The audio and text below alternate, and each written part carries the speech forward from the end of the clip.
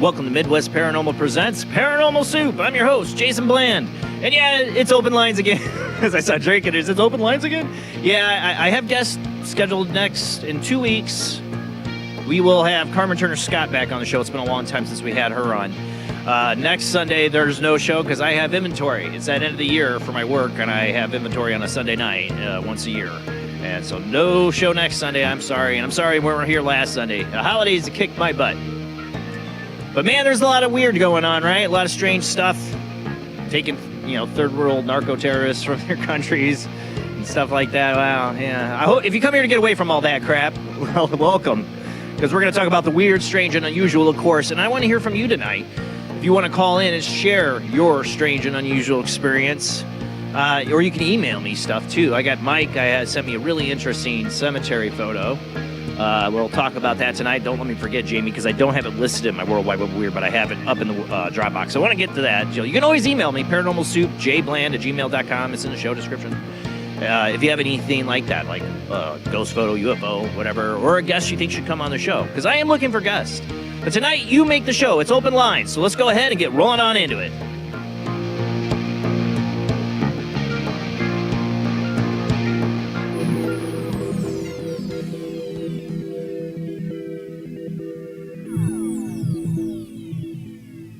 Welcome to another night of Open Lines, World Wide Web of Weird, Paranormal Soup. Yes, I know, it's another night of it. I love having guests, but I love talking to you guys too, and I'm sorry I wasn't here. It's before the show started. Drake was one of the in there. Yeah, I know, Open Lines. But you guys make the show, and I love talking to you. And I see I got a great chat room. Hello, Starseed Paranormal, I know who you are. And everyone here and other media platforms. Yeah, we are streaming out live, Facebook, YouTube, and Twitch. Joining me, as always, though, is my beautiful co-host, Jamie D. How you doing tonight, Jamie? Doing well. Happy New Year, everybody. Happy 2026. As you're frozen. It's frozen on you for the moment. Hopefully, it unfreezes there. It's like as soon as you popped her on, it froze her. There you are. You're coming back unfrozen. I don't know. Check your tabs. Make sure nothing else is open because it's lagging you a little bit. But I heard you. Yeah, I got. Oh, you know what? I do still have Facebook open. Yeah, I knew you had a tab open. I recognized the lags. But hey, I missed you, Jamie. I hope you had a really good New Year. Rob's not feeling so hot tonight. He's not probably gonna be joining us, and I hope he had a good New Year as well. Hopefully, all you guys had a great New Year. I did. I didn't do a show. I'm sorry. Our date didn't really fall around a New Year's show. I do have some New Year's kind of stuff tonight, since it's our first show of 2026. Some of the, but I do. I go to Unexplained Mysteries as a website, and of course, Coast to Coast AM. Tim Binnell has a lot of stuff they gather. And I think both sites have like their best, weird stories or best UFO top 10 stuff. And we'll look at some of those, see which ones we actually covered in the World Wide Web of Weird later tonight. Like I said, I have a listener, Mike, who sent me a Resurrection Cemetery, Illinois. It's a famous place. A really strange photo. Mike, if you're in tonight, I'll kind of hang on to it for a little bit, see if you call in and want to talk about it. But not right now. First half hour is, of course, the Worldwide Web of Weird, and it's extended. We'll keep talking later in the show after the commercial break. But we always do every Sunday night, at least 7 articles. We got more than that, but let's go ahead and roll into the Worldwide Web of Weird.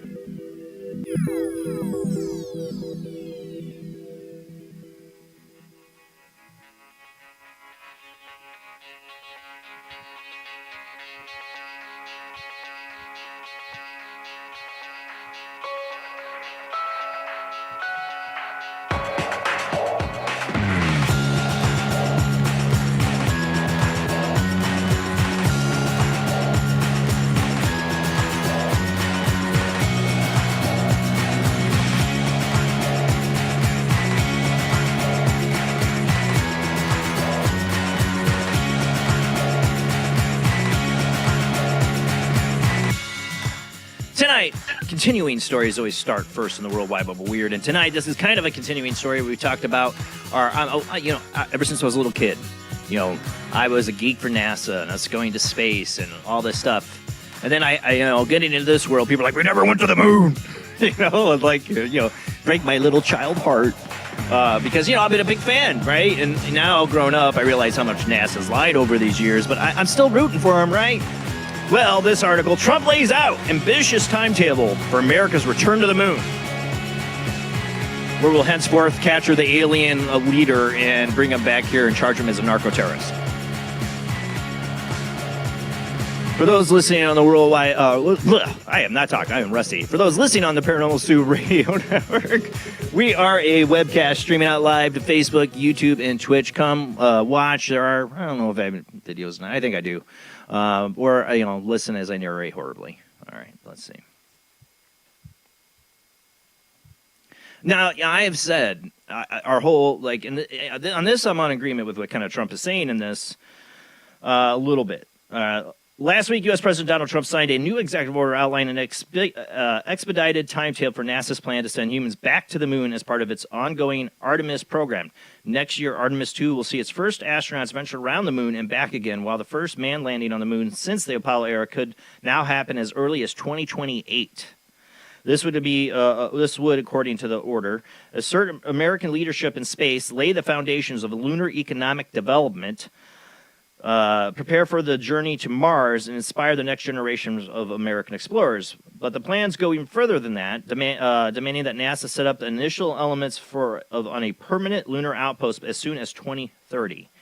There are also plans to place nuclear reactors both in Earth's orbit and on the lunar surface. You remember how crazy people they got about the Star Wars project, which not related to the movies, but Reagan's thing, because they are going to put nuclear reactors up in space.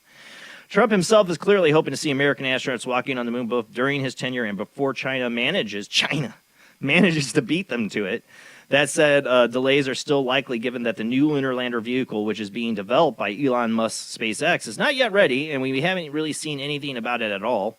It seems more likely that Artemis 2 will likely go ahead next year as planned. Artemis 3, the actual landing, will be pushed back to 2030, and the outpost plans pushed back to beyond that. Where it happens in the U.S., we'll need to get a move on it as the threat from China is very real. China. It is true, though. And, I mean, we focus and we talk about all this about the mission to Mars, and I'm like, well, yeah, we shouldn't be talking about going to Mars until we get our butts back to the moon, if we ever went. I do believe we went. I know. I have friends and guests that have been on the show that don't. They have very good reasons. I don't know. Maybe it's my child heart that believes that we went before. I don't know. I think we went, and the alien said, don't come back here. And then Trump's going to go there with them. Arrest the alien leader.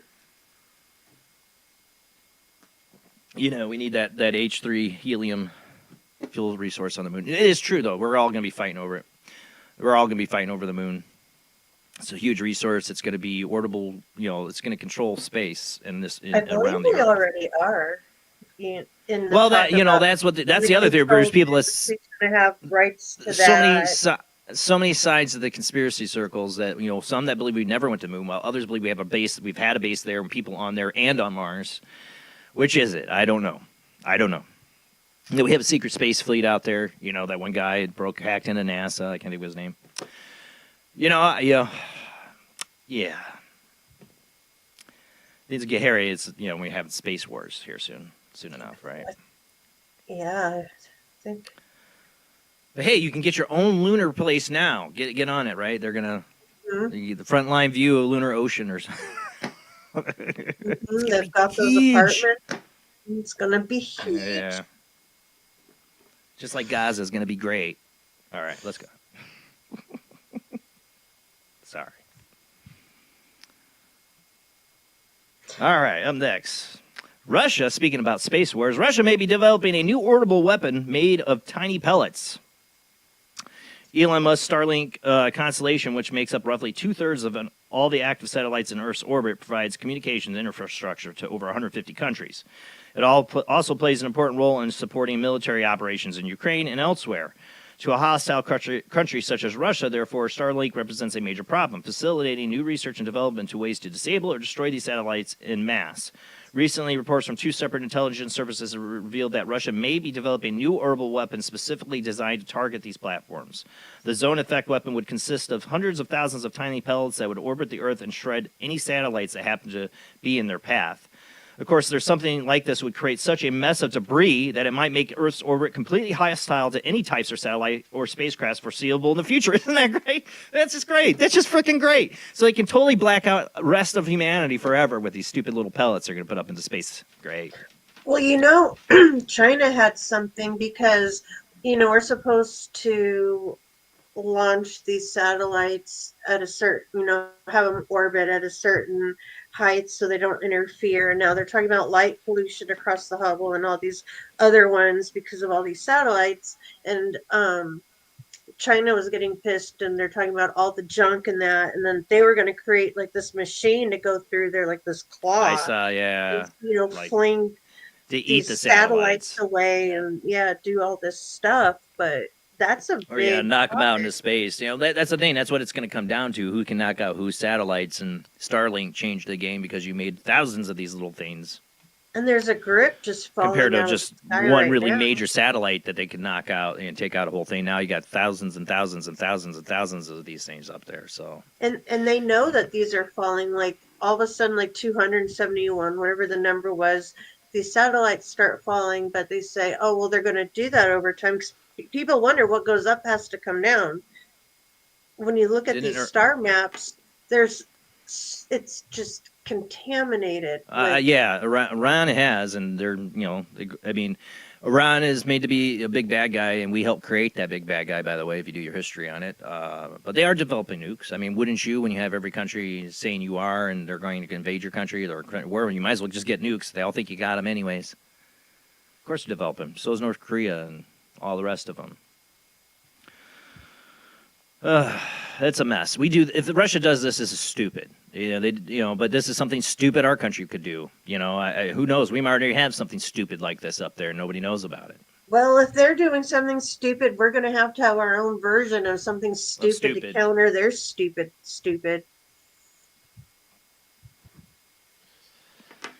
Yeah, peace times, right? Nope. Stop putting up all these stupid satellites. All right.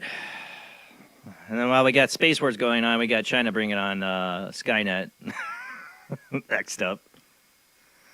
Or at least the soldiers will be run by Skynet. China deploys humanoid AI robots to guard border. So, they believe in protecting their borders, right? China is dispatching a new kind of recruit to its bustling border with Vietnam. Humanoid robots, the Ubitech Walker S2 mechanics will patrol the how do you say this? Feng Chang crossing, the high stakes trial of AI technology. There's a video. I didn't do the video. Sorry. Or maybe I did. Did I do the video? Maybe I did show the video. I think I did show. No, I didn't. I didn't show the video. I think I saw the video. There was a lot of music in it and stuff. And I was like, I just lost my article. Sorry. Show hundreds of these bipedal bots marching information, starting out at the world with two eye-sized cameras mounted over digital displays. Sophisticated sensors and software help them balance and navigate crowded spaces, and the droids are automatically swap their own batteries to minimize downtime. And at the end of the video, the bots file into multiple Chinese shipping containers and are given a salute. Board officials claim the robots' roles will be diverse, from guiding passenger lines to checking cargo IDs and seals. The deployment is part of China's national strategy to lead the global robotics race. Just wait till they give these things guns. Right now, they're just, checking the border, doing the little tasks, but eventually they'll give these things guns. Let me see. I thought I might have had a video of them. What article is this? I don't have hardly any videos in here. I see they're re-adding the flamethrowers back to them dogs. Remember? Yeah, those things are creepy as it is. Was it Elon that had flamethrowers on drones, or was it the dogs? But they totally took that away right away because they're like, no, yeah, you're right. We can't be just. Oh, they're using those in Ukraine, though. I've seen it in Ukraine. No, they are. They are. It's molten hot. I saw the video of them doing this, But at first, this was going to be available to the public. Like, you might just think and slap a flamethrower on the end of it. It's like, I don't think that's a great idea. I have a buddy I work with. I've known him a long time, and he bought a flamethrower. I'm like, why did you buy a flamethrower? Hey, you know what? When you're clearing your snow and stuff, it helps you. Like, he got it for Halloween because he dresses as in a big rabbit suit with a flamethrower in front of his house. I have seen them use. He's ready for the purge. Flamethrower dogs to clear their porches. I'd be afraid of lighting the bunny suit on fire. You watch these videos. We are not far from, what have I said for the last several years on this show about all the negative press towards police, and I'm not a huge fan of the popo, man. I actually was one for a very short minute of time. I'm not I regret it, but at the same time, I respect law and authority. We need it, and there are guys that are good cops that do put their lives on the line for people. You have to recognize that. You have to recognize what it is supposed to be for, law and order and keeping people safe, and there are people that dedicate their lives to that. And I respect that just as much as servicemen that go out and want to join the military and serve their country. I don't blame them for what the stupid politicians do and put them in wars all the frickin' time for unnecessary things we ain't going to get into that. But what have I always said about this? They talk all this bad about human, police brutality because why? Well, we'll replace them with robots because robots won't do anything. I've seen RoboCop, man. I've seen how this plays out. I'm just saying, I see how this plays out. It plays out with, drop your weapon. And then, I dropped my weapon. Drop your weapon. You have 3 seconds to comply. Seen that I've seen that movie. And the sequels are horrible. Just being like common sense with an imagination, it's like not hard to see where this can go and how quick.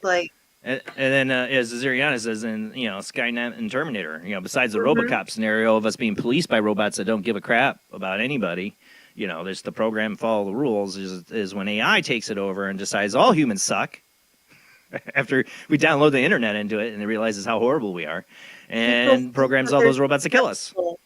That they're in a special place where things are happening in other places of the world, but they're so special it's not going to happen, in their little ignorant bubble of bliss area. All right, let's move on. Let's see. We got more mysterious landings at Area 51 in the next article. People have been talking about there's been a lot of activity going on at Area 51 lately. This one, here it is. It's going to do it. There it is. Top secret flight. Top secret Air Force jet spotted on mysterious trip to Area 51. I got the unexplained mystery articles a little shorter. Flights which occur on a regular basis use planes from the U.S. Air Force Janet Fleet, an acronym for Joint Air Network for Employees Transportation, a notoriously secretive group of aircraft identifiable only via a single red stripe running from the nose to tail. According to the tracking data, the most recent flights took off from Harry Reid International Airport in Las Vegas on December 22nd at 8:25 a.m. and arrived at Area 51 a short time later. Such flights are believed to carry high-ranking military officials, Department of Defense staff, and contract employees to facilitate known to house classified and top secret information. Anyone wishing to access Area 51 must use one of these flights as it is not possible to commute by car. The base, which is part of U.S. Air Force Nevada Test and Training Range, has long been shrouded in secrecy, blah, blah, blah. We know all this. We had that big meeting of all the generals recently with Pete Hegseth, and I was wondering, all these top brass they brought in. I haven't done this in a long, long time. Did any of those top brass work at Area 51 and come there? when they were calling everybody in. I just think of Independence Day when the president's like, "Oh, there is no such thing as Area 51," and the guy's like, "On the other hand, well, now we know." That was the 90s when they thought that. Now every president knows it exists. Everybody knows it exists. It's there. Now the question is there alien technology there? Or are we reverse engineering that stuff there? Bob Lazar's story, all Area that. 52 and Area 53. Mm-hmm. I doubt if we're what we're doing. I think it's probably whatever's going on there is like our Aurora project, whatever it is, probably reverse engineered stuff that to a commoner eye, somebody who doesn't have the or somebody like a politician or in the Department of Defense that isn't in the know would think is just, wow, we really made some great technology, but it's actually reverse engineered alien technology. It's the next flying craft they're going to use with put bombs in and stuff and spy on people. You call it TR-3B maybe, whatever. It's coming. Something's getting released. Something's coming if they're all flying out there. And All right, that's close to out here where we have Livermore National Laboratory. And within that, we have Site 300 and Site 300 in Sandia. And right in our hills here, they have a top secret weapons testing section where they'll like fire stuff out in the mountains up here and all that. And they have like a Sandia in Texas and all that. But they do some really crazy testing. Oh, yeah. But I'm not saying whatever this movement going on in Area 51 because the next big, secret project might be getting put ready to use because we're about ready to go to World War III probably. I don't know. Yeah. All right. Here, like I said, we also got 2026 psychic predictions here from coast to coast. We'll had this article. As 2026 approaches, two well-known psychics have shared their visions of the new year ahead, offering a mix of political, technological, environmental predictions. Selena Avalon, a psychic medium and astrologer, predicts the death of a prominent world leader with Greek connections that will occur sometime in the first half of January. She envisions a state funeral that will be widely televised, attended by President Donald Trump, confirming it's not his funeral. Avalon also foresees the launch of a global digital currency, signaling potential shift in international finance. She also envisions cyber attacks that could disrupt power supplies in the UK, as well as progress in aviation technology that may transform air travel. I mean, do you have to be a psychic to predict any of that? Any of that, you could just throw that out there. I mean, all that stuff we talk about on the show. Maybe, I don't know. Meanwhile, Brazilian mystic known as the Living Nostradamus, Athos Salome, I don't know how you say, also has offered the forecast of 2026. Salome, who claims to have accurately predicted COVID-19 pandemic and the death of Queen Elizabeth, warns of a significant global event. One of his primary concerns is Russia's actions in the Arctic, and recently you didn't hear Trump is saying, that's the Greenland thing's come back up. He predicts that Russia will move advanced missile systems to strategic Arctic bases, increasing the likelihood of confrontations with NATO and new shipping lanes opening up due to melting ice. No, that's literally like the forecast that anybody that's paying attention in the know knows. That's what's coming. So I don't know. But he also additionally warns of a major solar storm in March 2026. So that's more specific, which could cause widespread power outages. Furthermore, he predicts advancements in technology such as European Central Bank testing a digital euro, digital currency. Wow, all these psychics seem to know that a digital currency is coming, right? Digital euro and U.S. releasing quantum software for submarine monitoring. I don't know. I mean, some of that's more specific, but all right. Let's see. Where were you? That was number 2. And then we had and then before we run out of time, of course, we had the film. Everybody's talking about this one. This is the infamous Baba Vagna. She's been long past.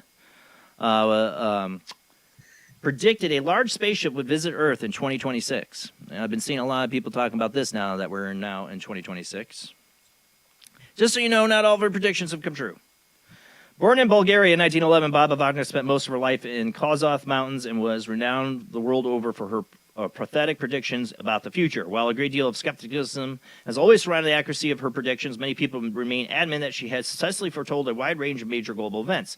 Even though she died back in 1996 at the age of 85, her predictions are still referenced and scrutinized for indications of what might come to pass in the future. One prediction in particular has become increasingly relevant is that of a large spaceship arriving on Earth in November 2026, thus bringing with it first contact between humans and aliens.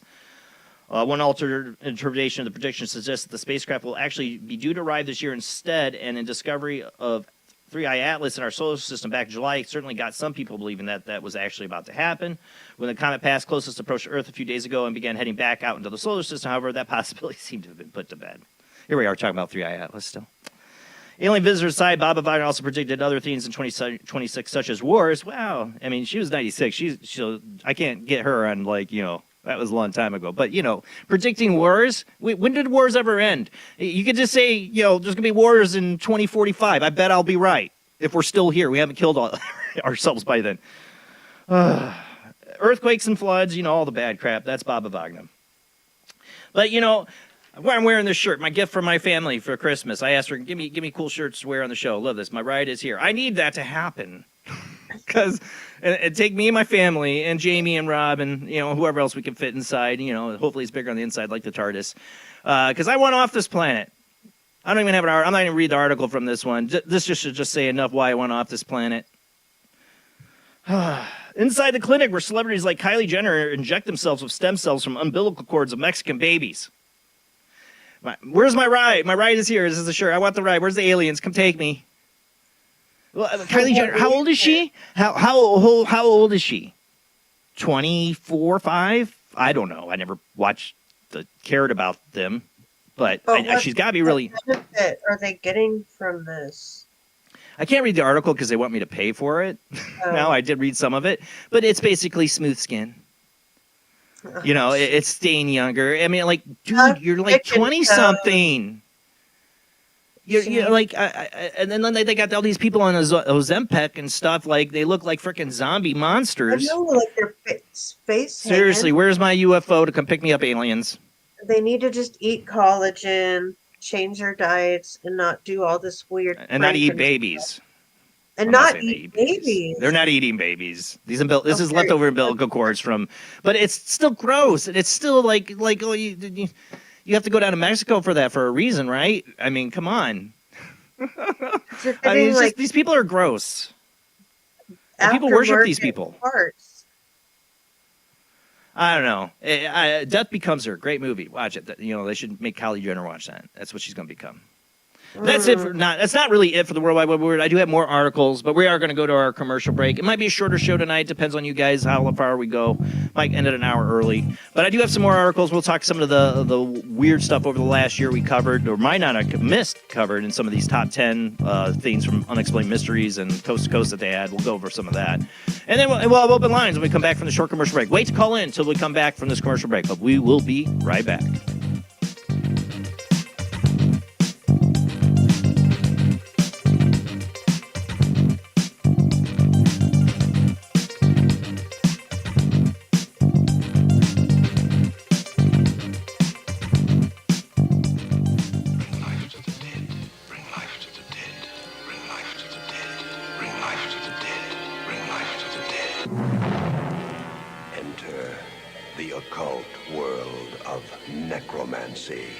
You were brought here for one purpose, necromancy.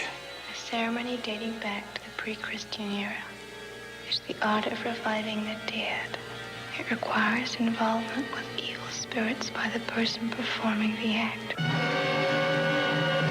The devil god brings life to the dead. No, please. No, please, no. And death to the living. Necromancy. Starring Orson Welles and Pamela Franklin. From Cinerama releasing. In color, rated PG, parental guidance suggested.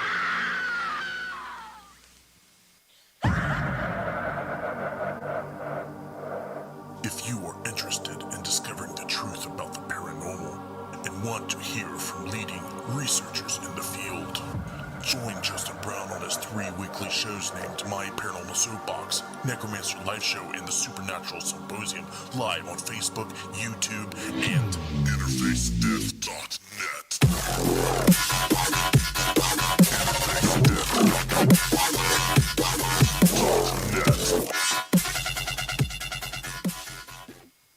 He is conducting an experiment into the combined effects of sensory deprivation and hallucinatory drugs. The subject of the experiment is himself, and the experiment is out of control. Ken Russell's Altered States, a film that must not be missed, is in the West End now. Altered States, Certificate X.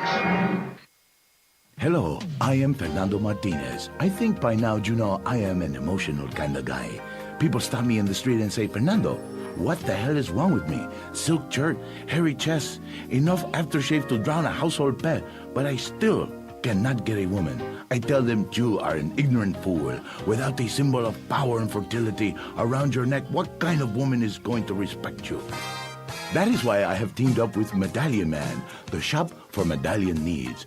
Medallion Man caters to all levels of masculinity. For the strong, silent type, a medallion the size of a hubcap will say everything that needs to be said. Even singing medallions for the Casanova, who knows music is the food of love. Model trains, dollhouses, diapers, whatever your interest, we've got a medallion for you. Don't forget, every woman knows if you can't support a medallion, you can't support a family. This is the sound of a space clock aboard a U.S. satellite 180 miles above the Earth. No one winds up this timepiece. It's powered by a tiny battery, a battery that delivers power for years without replacement. Now the same type of battery, the Duracell battery, can bring new reliability and long life to your battery-operated equipment. Radios, cameras, toys, all run far longer. Duracell batteries, the long-distance power cells, outlast any ordinary battery.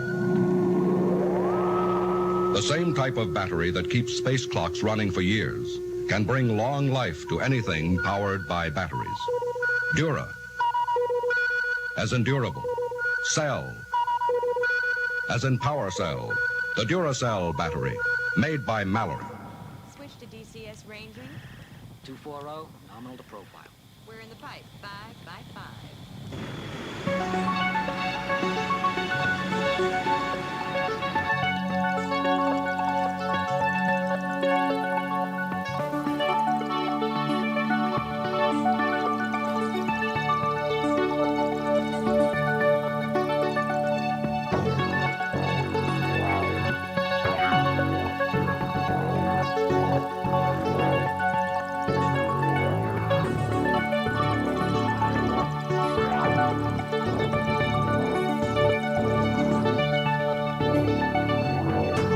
Tonight on Paranormal Soup, it is open lines. You guys make the show and Extended Worldwide Web Weird. We got more stuff like that to cover. And like I said, we could kind of do some a year in review since it's our first year show of 2026.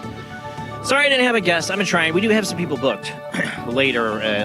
Like I said, Karma Turner Scott, January 18th. We won't have a show next Sunday because I have work. And I know I have some others up into February. I'm trying to find some good guests. You know, I'm not a huge show, so like it's hard to get people to come on this late at night. But it's the time slot I really have. But I do love talking to you guys. I missed you last Sunday. I really did. I was just so wore out from the holidays. But I'm glad to be back. Glad to be with you. So let's go ahead and get back into the show.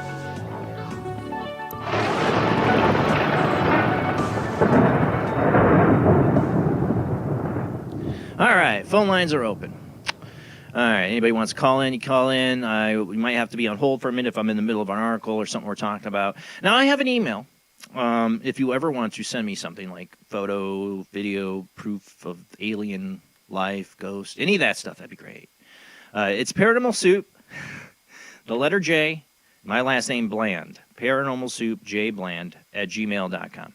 And listener Mike sent me something. I don't know if he's watching tonight to call in. I told him I would be a couple weeks before I was back on. I think he sent it to me a couple weeks ago.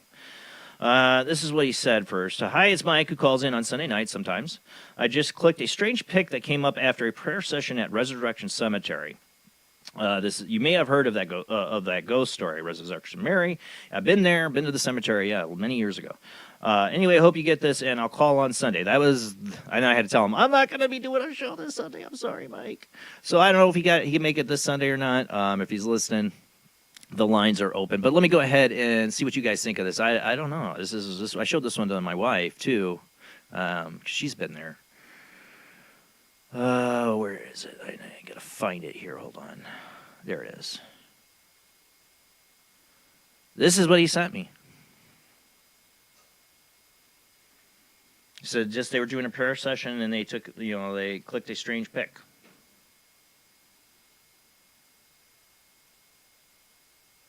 I don't know. What do you think, Jamie? You're muted. Did they give any in sequence? I gave you the message he gave me. This is it. This is the only picture. So I said if he does call in, I'd like to ask him more about it. I don't know. It's interesting. Yeah. I mean, it's a black smoke is what it looks like. I've seen something like this with my own eyes. Is why I'm interested in it. Something very similar to this. Mm-hmm. I've seen it move along rafters along old buildings from like one end of a building to another and down walls before. But I want to see just pictures in order to see like if it built up, if it just was there out of nowhere. Main phone line to call in, guys, is 219-230-4444. That seems to most of the time be the most reliable one.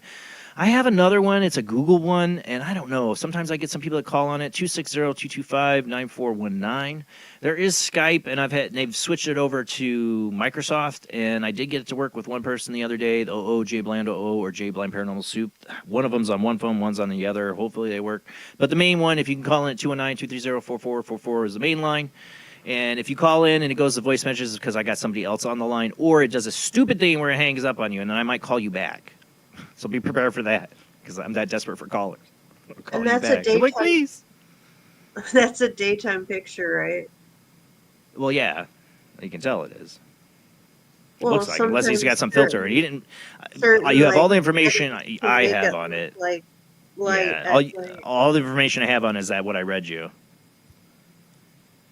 That's not anything I've ever seen. Well, I have seen kind of like the smoky like thing like this. Oh, here we got a call. Let's see who this is. But not the top part. The rest of it. Who do you got on the line? Hey, it's Mike. It's I had a different phone. Oh, hey, no, I'm glad you're calling though. I wasn't sure because I know it was like a couple weeks ago you sent me this, and I'm like, I'm not doing a show. I'm sorry, Mike. Yeah. You know, when I go to the cemetery, I pray, you know, for the souls in purgatory, if there is such a place.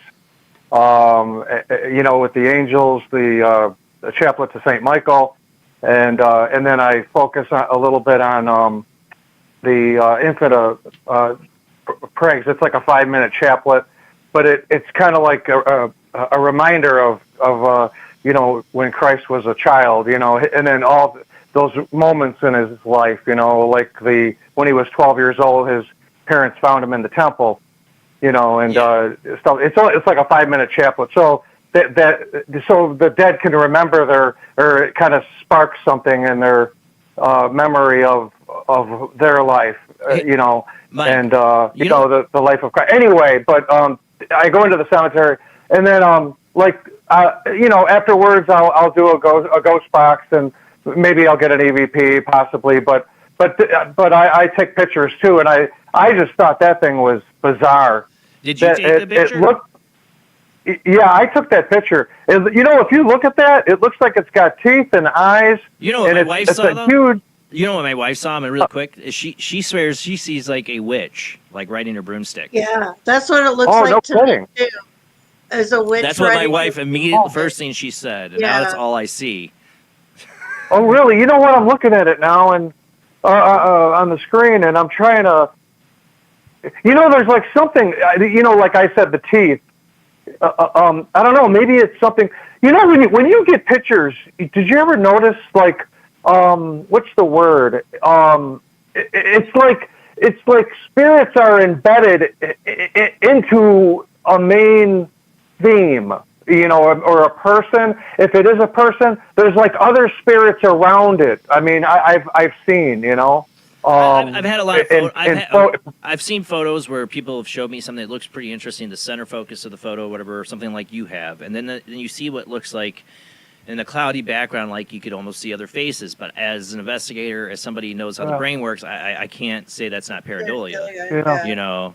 But this is not. I mean, this is not pareidolia. I mean, this is something. I mean, like you got on camera. I mean, this is. I mean, I don't know what to tell you what this is. Honestly, Mike, this is crazy. You know, I mean, I also when I go in and I do my chaplet of Saint Michael and the chaplet of Prague, and I got holy water, and then Saint Benedict, I say a prayer to him, you know, for protection, you know. for sure. So it's all about intention, you know. I don't know if there's a purgatory. You know, look, I was going to mention one thing. Like when you go to a haunted house, you know, or a location, and you're getting, it's really a hot going on. The energy is going on. You know, it's hot. You know, or if you go to the demon house or something, I don't know if you look at some of those videos, but you know, those are probably spirits that you know, when we pass away, we might have that chance to go to the light, you know, or we might see our relatives, you know, to maybe go with them. But, you know, maybe some spirits just, I mean, you know, we're going to die one day to find out, but to stay back, you know what I mean? Well, don't go to that light. Between the paranormal community, that's always been kind of one of the big standing theories is that, you know, spirits stay behind because they're afraid to go to the light. Right. So Exactly. they might go to hell, or because of the religious beliefs. Exactly. And there's evidence of that. I mean, Some EVPs people. Right. I mean, you didn't go to confession. You don't go to church, and I mean, you know, you got anxiety, depression. You got. Or they listen to that classic John Lear Art Bell interview where he said the light was a soul trap by aliens, and they. Right. You know what? Wait. Speaking of aliens, I think you know that I was looking into that skull project again, and I can't think of the guy who set up a committee on that. Mishlove talks about this guy. I forgot his name. He's a famous paranormal. Well, I say the one person I knew and I had talked to him that was part of the Skull Project was Robin McVoy. Or you say how do you say his last name? McVoy or something. He's passed away sadly, but he was one of the main people involved in the Skull Project. I never could get him on the show because of the timing. Right. You know, I couldn't when they were going through those pictures that were coming out of nowhere. Of course, there was aliens too. So I think we probably share something. I mean, there could be other entities too. Well, what are you getting out of some of these congressmen and these that are talking about they've been in skiffs and stuff? They keep measuring that these things are possibly interdimensional. Yeah, exactly. Didn't our scientists say that there's multiple universes? Well, there are dimensions, right? There's lots of physicists. There's lots of physicists and scientists have made theories, speculations, written papers on the idea of multiverse, different theories on it. But do we know what's true or not? No, not you know. I mean, I do believe there are multiple layers of reality and probably possible multiple universes. Yeah, and that's what we're interacting with and don't totally understand it. But has science proved anything? Yeah. No. Right. Like H.P. Lovecraft, you know, he was into these demonic looking beings, you know, and his stories. He created his own like universe of beings, and like it's very you know, like I'm a big fan of Todd McFarlane's Spawn. He really drew upon a lot of that H.P. Lovecraft kind of ideal. And Stranger Things is definitely heavily influenced by it, and definitely heavily influenced people like Stephen King. Too bad the guy was a raging racist, but you know, H.P. Lovecraft, and he wrote horrible dialogue, but he was a very ahead of his time when it came to horror, imagination, interdimensional beings. The concepts he had were really way ahead of his time.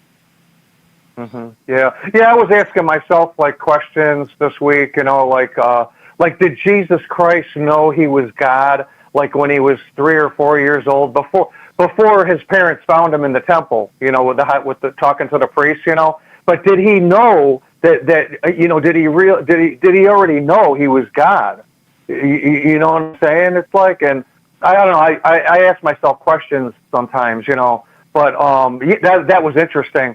Like I told you, you know, I did mention the finding him in the temple, 12 years old, you know. But did he know that he was God? Go ahead. No, Mike. No, I think that's a good question. You know, Christians should ask. You know, like you know. Yeah. What you know? Yeah. And here's one more thing. He didn't start to heal people. I mean, he didn't start that until he got baptized. You know, by St. John the Baptist. And the Holy Spirit came upon him, you know, Christ. So that whole and here's something weird.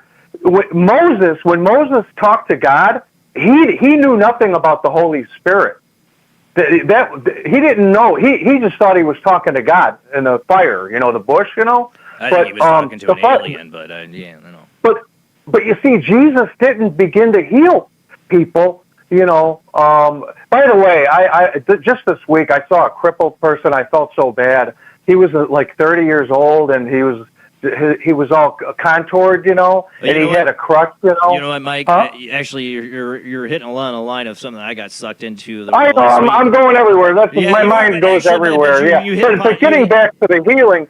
You wonder if Christ could have healed somebody like that. I think he. What you made me think of, though, is what I got sucked into over the last week or so on YouTube was this guy's channel, and I can't think of his name right now, and it's going to kill me. Something Nate. He's a really big YouTuber, but he goes to all these homeless camps, and gives them shirts, clothes, food, and stuff like that. And it's cool. It's awesome what he does.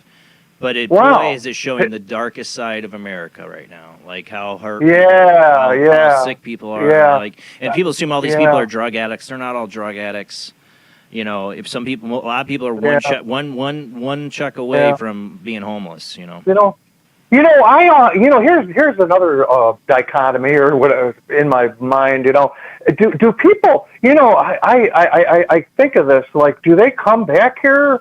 As maybe they were a male in a previous life and they come as a female and they got attributes of that person and they came back to suffer or to come back and redo something, or that always bothers me, man. You know what I'm saying? Well, that's the thing. Reincarnation is a hard pill for a lot of people to swallow because there's a lot of if it's true, which I am a believer of reincarnation from my experiences. I am too. But it opens up a lot of possibilities and an awkwardness to what we think relationships are with people. Another big, long, deep topic another night, though. Yeah, it's funny. I believe in that, and yet I still use the tools that I use is prayer. I think of course, Mike, do your research. Early Christianity groups, there are plenty of evidence early Christianity believed in reincarnation. Oh, really? Oh, yes. The Christians? They were Christians, huh? Yes. Say? Look up. Look up some of the Gnostic texts, but besides that, go and look up like the Cathars and others. I mean, they were wiped out, but. No, there is a lot of there is definitely a lot of people that believed in reincarnation or something along those lines. Now it's more maybe I came from that time or something and brought those attributes, I think there's hints in the Bible to reincarnation. I believe there's something to it. I believe maybe I don't understand the mechanics of it or what it really means to be reincarnated. I don't know, but I have memories of lives I've lived that have come across, so I become a believer. And then what I went through with my youngest son, Liam, and his memories, knowing the name of a battlefield he should not know. Yeah, you know that guy Moody, right? I know you do. That near-death experience guy who wrote books. Yeah. He adopted a couple of kids, and I don't think he's lying. One of the kids said, I was up in the tree when you and Mom were going to adopt me. I saw you. I knew you were going to be my parents, and that was that's a what trip. Liam, and that's what Liam told my wife that when he was 3 years old, he said he chose us. Right. That is amazing. And I saw him, man. I saw him many years before he was born. I saw him as this translucent child in my parents' living room. Man, it was like the week I was getting to leave my parents' house to marry my wife. Yeah, I don't know if I told you this before. I think I did on a call a long time ago. That I think my parents saw like an orb, like a big orb, like the size of either a baseball or a basketball. Yeah. And it was right before. I think that might have been me. Like I knew my parents. Before you were born. They were going to be they were going to be my parents. And this happened when they were in their bed. They might have had just done the wonderful thing, and that happened, You know what I'm saying? I do. Honestly, I have a feeling. Do know what you say. I do know what you say because my wife hates it when I repeat this. Both times my sons were conceived, the night when it happened, the moment of conception, I knew. I knew. Wow, I had just gotten her yeah. pregnant both times, and weeks go by, and I'm like, you need to take a pregnancy test. I'm not pregnant. I'm like, yeah, you are. Yeah. So I knew. Yeah, Well, Mike, yeah, hey man, thank you for sharing Yeah. this. Yeah, man, great. I love talking. Sorry about my mind. Sometimes I'm like a pinball machine. It goes everywhere, You're and you know, right. it's because otherwise we could talk for forever. You know. It's all right. It's You know, Paranormal Soup, man. We go down a lot of different rabbit holes, man. So it's cool. Right, exactly. But thanks for sharing my picture. And in the future, if I, in my endeavors, my spiritual endeavors, if I take a picture or I get something, I don't know about an EVP. Maybe I'll try to send you if I get a real good EVP if you or get a really something. good one, send Maybe it to me. I'll try to. No, I love EVPs, Yeah. man. You get a really good one, let me know. Yeah. Very good. And stay protected now. I know you will. All right, Mike. You have a good 2026 New Year here, man. Thank you. All Thank right, you. Thank you for letting me talk. I'll see you later. Okay. Okay. Bye. Oop, I hate how I didn't mean to hang up on him like that, but all right. But that means the lines are open if anybody else wants to call in. But yeah, that's his picture. We got, I don't know. That's the first thing my wife said when she saw this picture was that it looked like a witch on a broomstick. It is weird. It's like cloud gazing because you can like see different things in it. Yeah. All right. Let's see. Oh, this one's a video. Not a very long one. Man arrested in Colombia claims he's a werewolf. You think you had a rough New Year? Drank too much? Well, this guy probably did. Man arrested in Colombia tried to convince the cops to let him go because he was a werewolf. Let me get the video ready here.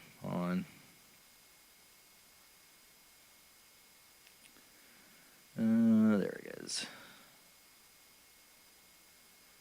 Un cobar bien bueno, le invito.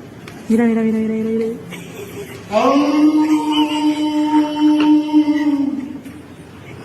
Hello.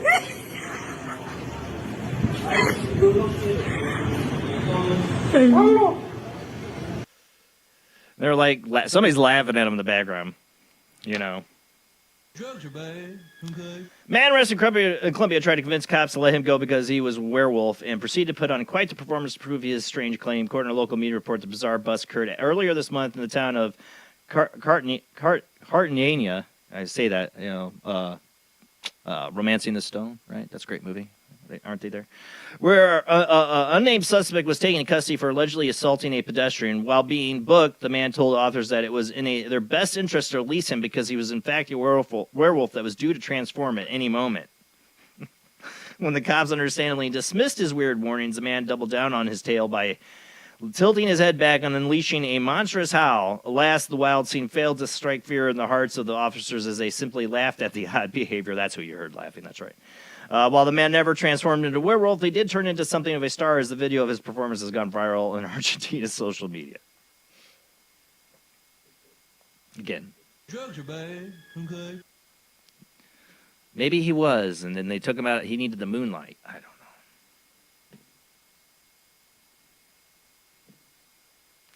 know. All right, well, on to the next. Now on to some Bad Santa. Oh, love Bad Santa. Gotta have a Bad Santa every once in a year.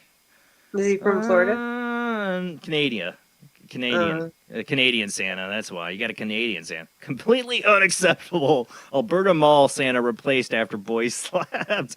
Man portraying Santa Claus in Canada Mall was given the boot. This is by Tim Binnell from Coast to Coast. After he lost his cool when a youngster tugged on his beard, according to a local media report, the unfortunate incident occurred on Saturday at the Sherwood Park Mall near Edmonton. As the Fox St. Nick's, what do you mean he's fake? Was holding a court at the shopping center, taking pictures and chatting with children about what they wanted for Christmas. The normally routine holiday tradition took a troubling turn when a 3-year-old, he slapped a 3-year-old. What is wrong with the 3-year-old boy landed in his lap. During the meeting, the precious youngster took a hold of the performer's prodigious beard and gave it a mighty pull.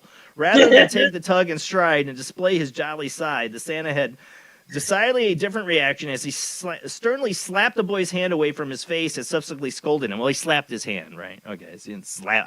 I'm picturing when I first read this article. Real beard or it is slapping a little 3-year-old? No, it's not his real beard. It's his fake beard. The kid pulls it down. He's fake. No, it's not even like it hurt or anything. Like No, he just slapped his hand away. He probably was like, ah! He probably did this little pat like that, and some Karen mom got him. Yeah. But you shouldn't. You know what? You know, you're in that situation, Santa. You really shouldn't touch the children more than letting them sit on your lap and keep your hands. Keep your hands. You made a little pat on the shoulder, maybe. Maybe not even that. Maybe not even that. That could be assault. Don't do it.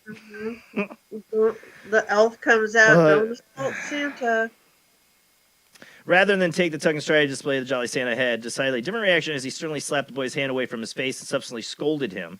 As one might imagine, the performer's actions landed him in a hot spot in the mall's provable naughty list as the Grinch in disguise was promptly relieved of his duties with the shopping center issuing an apology for his completely unacceptable behavior. They just moved him to another It's got to mall. be tough to be one of those Santas, though. It's got to suck. Ever seen Bad That's Santa? gotta be a hard job. There's like kids peeing on his leg and stuff. I mean, most of these kids scream. Yeah. Where am I? All right, here we go. All right, so I just done some psychics earlier. Well, sometimes they are getting credible stuff, and this one, psychic credit with finding critical clue in unsolved Chicago hit and run case. This is number 10. Psychic leads hit and run victim's son, Chicago police, to case-changing clue about crash. Again, I got the short article from Tim Bindle from Coast to Coast. Chicago man searching for the person responsible for the hit and run accident that killed his mother received some surprising help in the quest for justice when a psychic pointed him in the direction of a critical clue. According to a local media report, Damian Martin's mother, Tanja Stafford, passed away last November after being struck by a car that promptly fled the scene. A police investigation into the incident ultimately grounded to a halt in March, leaving her son to pursue the matter on his own. I mean, this Chicago homicides is like completely over. There's so many unsolved cases. It's sick. Taking to social media, Martin detailed the circumstances of his mother's death and revisited the location of the hit and run in the hopes of finding someone who might provide the new insight in the case. As luck would have it, he would soon be contacted by a person who witnessed the accident and indicated that the vehicle in question was a gray sedan. It was particularly important because during their investigation, police were under the impression that the car was black, which is undoubtedly why their search of the hit-and-run driver came up short.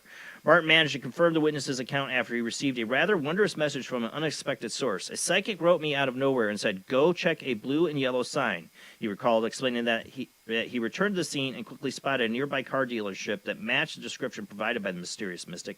When shown the business's security footage from the time of the accident, the witness was able to identify the specific car that struck Martin's mother.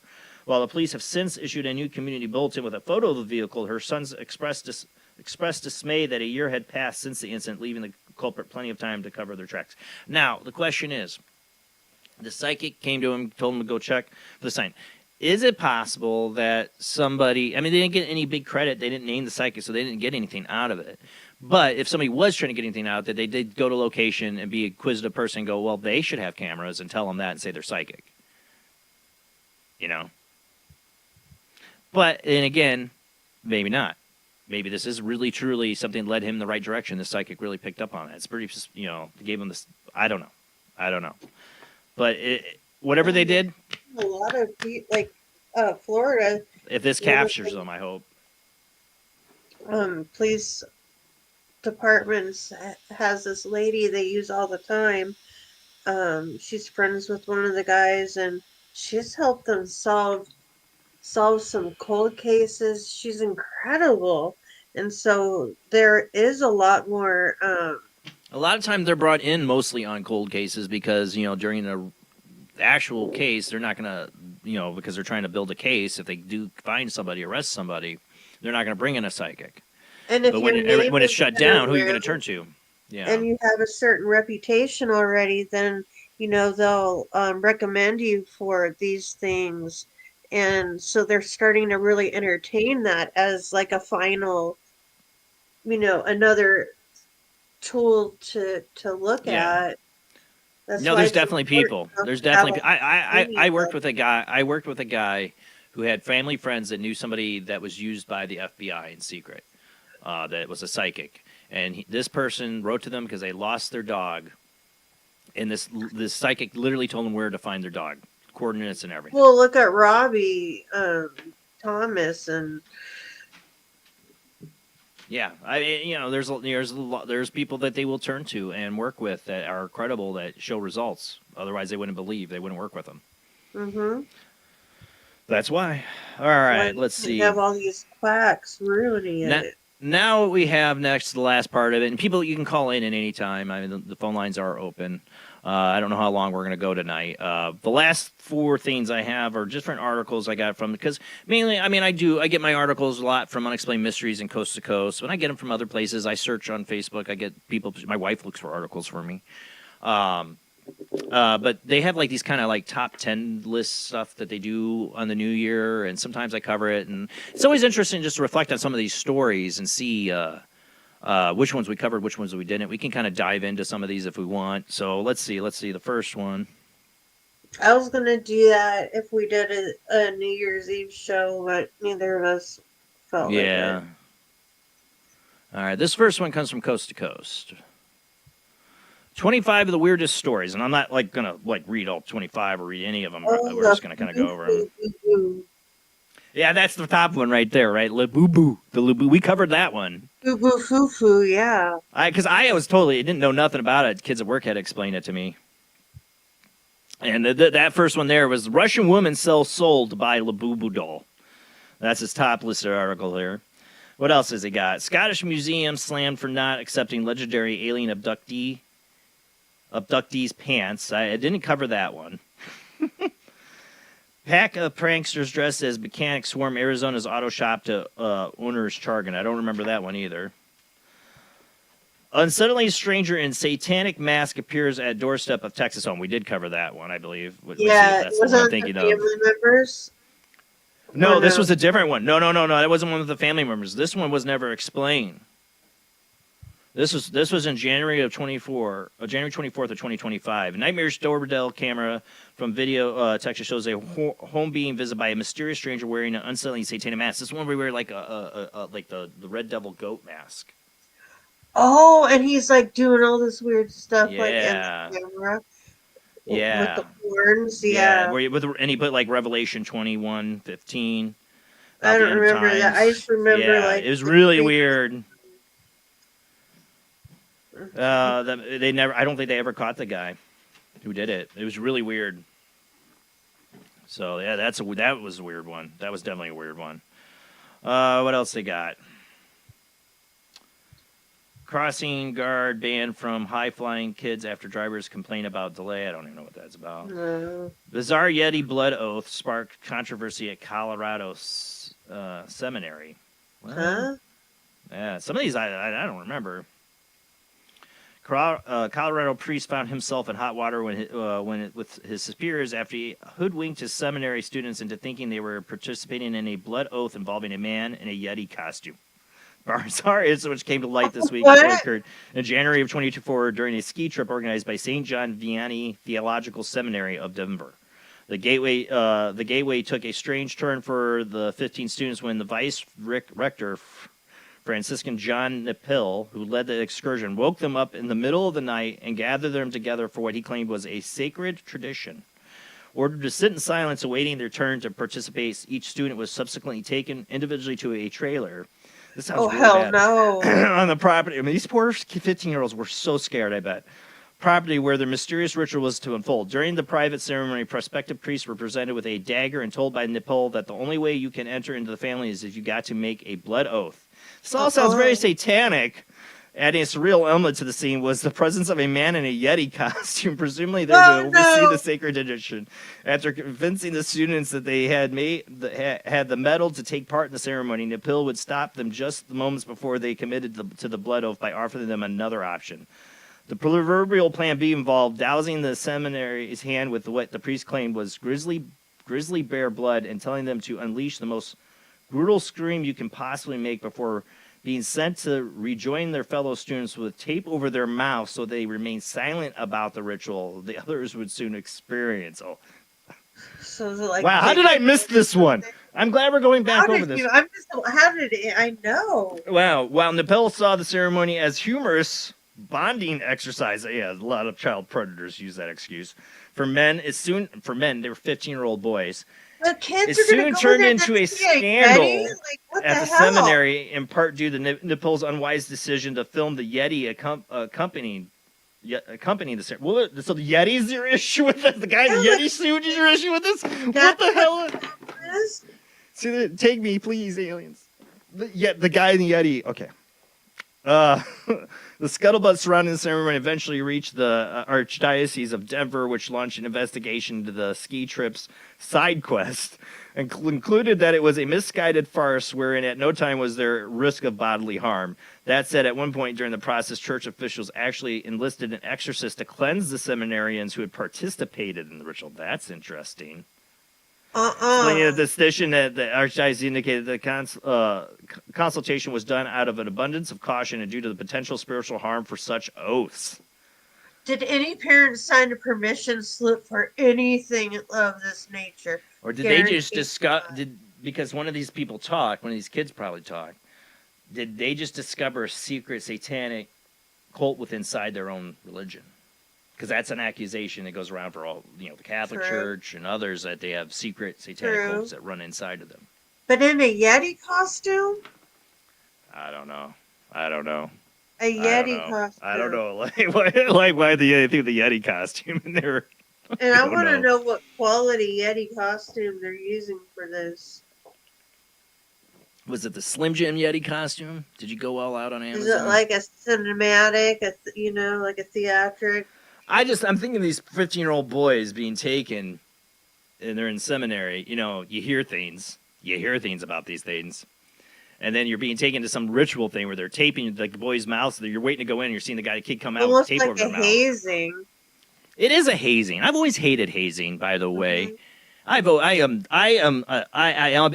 on sports teams when I was a teenager and stuff, and they tried to haze me with a bunch of other freshmen, and they threw us out in the mud to fight each other. And I'm like, I was like bigger than most my freshman class because we went to a private school, and all these kids were little rich, scrawny kids compared to me, and I'm not a big kid. But I was bigger than them, most of them, sadly in that class. And they wanted me to fight them. I'm like, I'm not fighting them. And I ended up punching the biggest, strongest, beefiest kid on the team, senior. He was a real nice guy, actually. But he pushed me into the circle, and I went right and just punched him right in the jaw, and he laughed at me. But I gained the respect. But I hate hazing. I think it's the stupidest. It's like mind control, bull crap.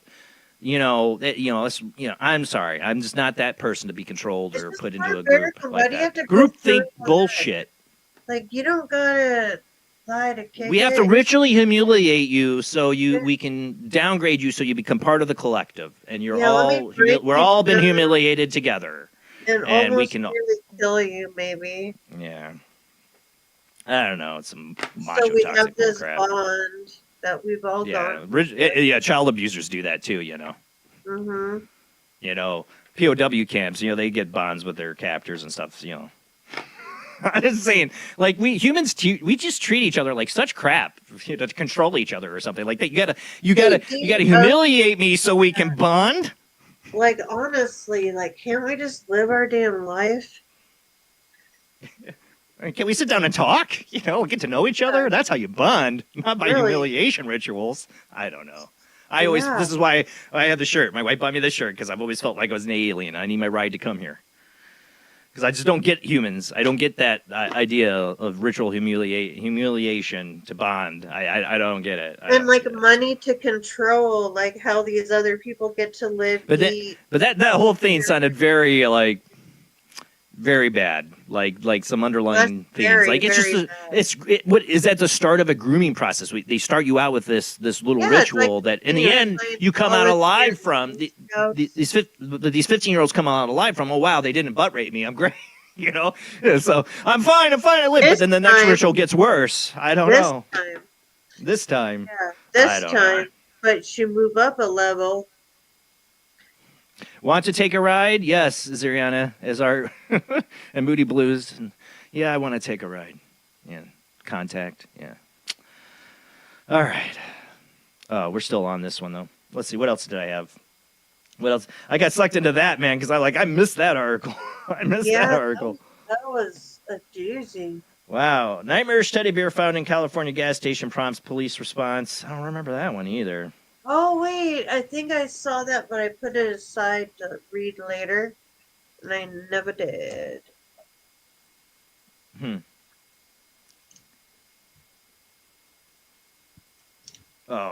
Yeah, I missed this one. California cops found themselves investigating a scene straight out of a horror film after a teddy bear seemingly wrapped in human skin was found at a gas station. But the macabre discovery seems to have been an elaborate prank. But okay, that's probably why I didn't cover it. Pranksters. K17 odd says. Those are I remember this one. I don't know if I don't think I covered this one, but I remember reading this one. Food fanatics flock to Chinese funeral home for a fantastic noodle dish. It's like a thing in China. Like there's this noodle dish. They only serve it at funeral homes. Like they'll make their so they'll have a funeral home. Your funeral home better have the best noodle dish to serve at the funeral.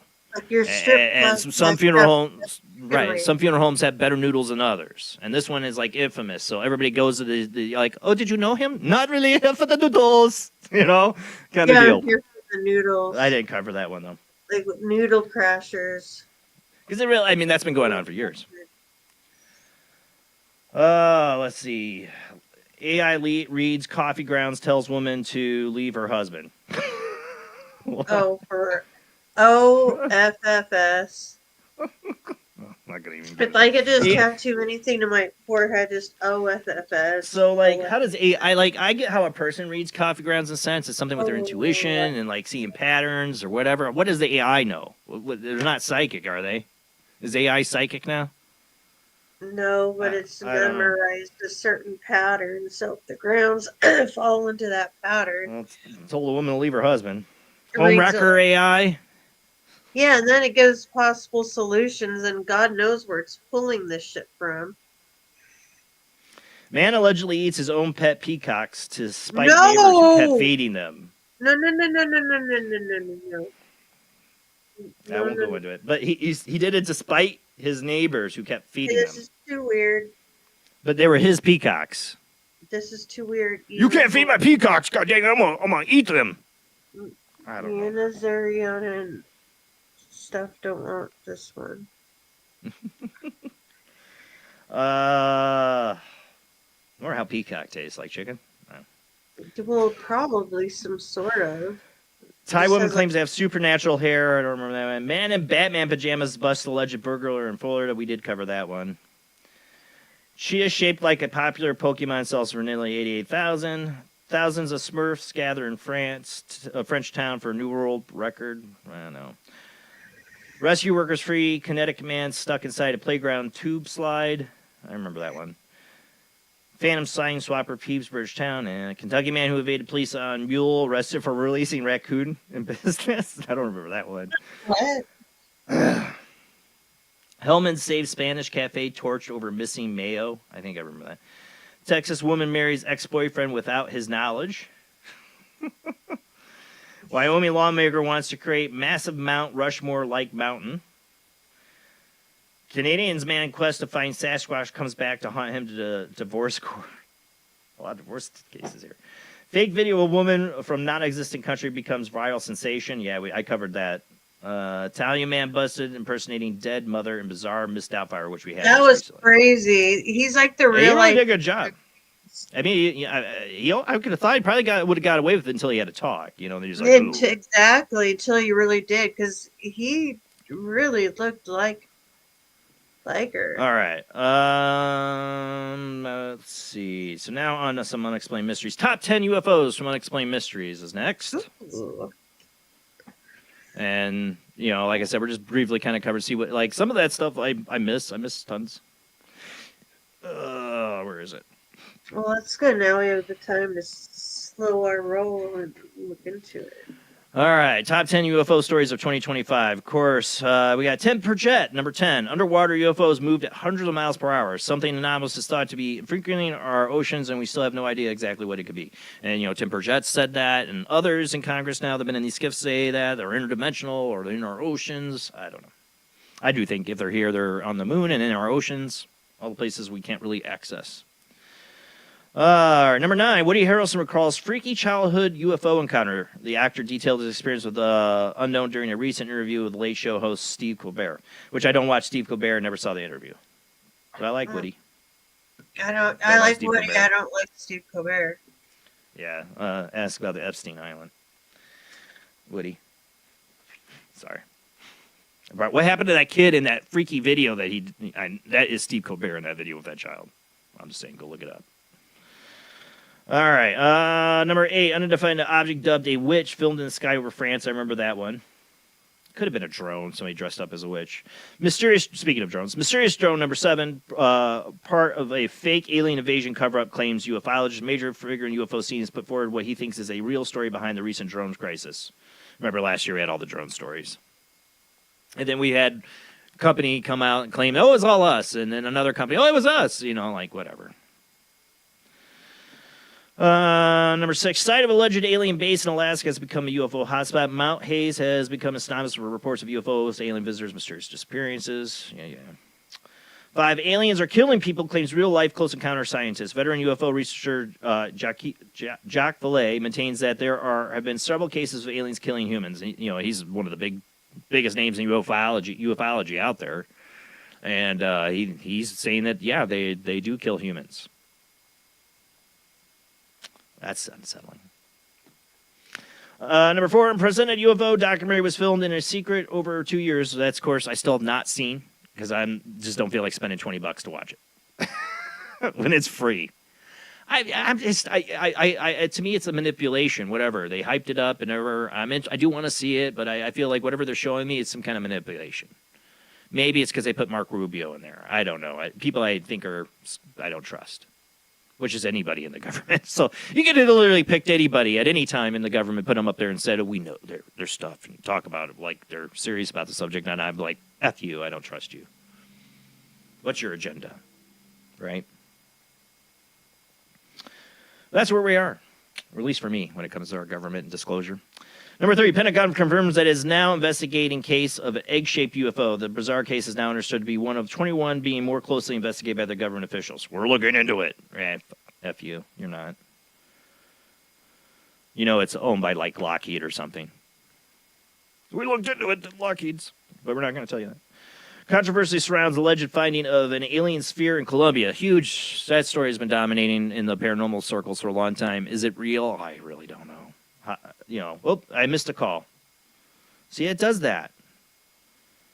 Whoever just called, try calling again. Let's see if I can capture. I want to see if I can catch it. Yep, there we go. I just have to have the apps open sometimes. Sometimes I don't. All right, who do we got on the line? It's me, Jason. Jamie. Is Hey, Ariana? it looked like a different number. Yeah, different phone. Oh, okay, that's why I was like, I expected it was. I was like, I don't recognize this number, but it still didn't pick up. It still didn't pick up the first time you called. It knows. Happy New Year! Happy New Year and surprise! I got a different number. Anyway, how is everybody doing tonight? Doing good, doing good. The holidays have worn me out. I work retail and all that, so yeah. But New Year. 2026. Hopefully, it's going to be better. Maybe. Excellent. That AI thing.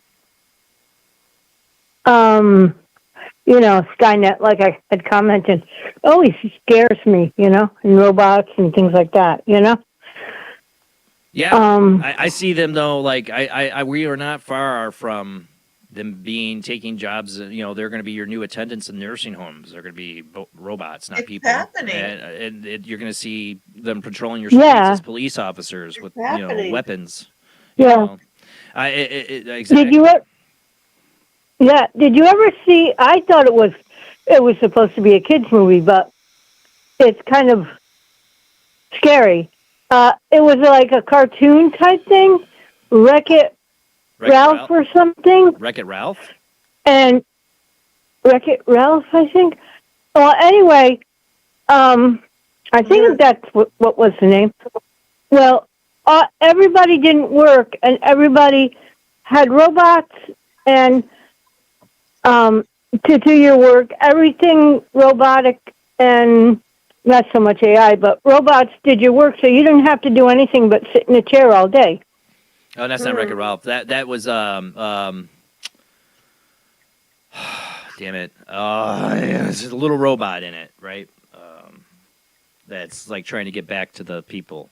Like he gets left on the garbage planet Earth they left behind, and they're all fat and lazy because nobody does anything. They're all on this big ship that left Earth behind because it's a dump, and all the robots do everything for everybody, and they're all fat and lazy coming back to Earth or something. Oh, wait. Yeah. You know, dang it. Yeah, it could have been that. Yeah. I think it's that. Yeah, good movie though. Yeah. Well, I mean, like I said, I don't. But no. I don't. I you know, that's the thing. You know, I mean, we have a lot of things making us fat and lazy, like our food that we eat that's horrible and poisonous. That don't help. You know, but the big thing is that they come in and they take our jobs. You know, we won't be fat if we can't feed ourselves. So then they start talking about things like universal basic income, where we're all just on the government cheese and we're free to develop ourselves, right? Maybe it'll be like Star Trek. We'll have a free society to develop ourselves and become better people and explore. Oh, boy. No, bullshit, bullcrap. I don't know what they'll do. They'll population control. I don't know. That's what scares me. What changes when these things start taking over in the sense that we can't get jobs. Bill Gates corn genetically grown to make men infertile. And he specializes in lettuce and tomatoes. Well, that's what I think. I've always thought is that they, once they get the robots to replace us, that's when the population control comes. And the potatoes are for McDonald's because they're all universal. But the Bill Gates farms, and it goes under a whole bunch of different names. He's lost a lot of money. He actually did lose a lot of money recently on the synthetic meat. The stocks on that have dropped. Nobody is interested in eating that garbage. That viral video with the chicken? When she was trying to cut no. Oh my. What's that? I didn't see it. I don't know what you're talking about, Jamie. It's a horror. I don't know.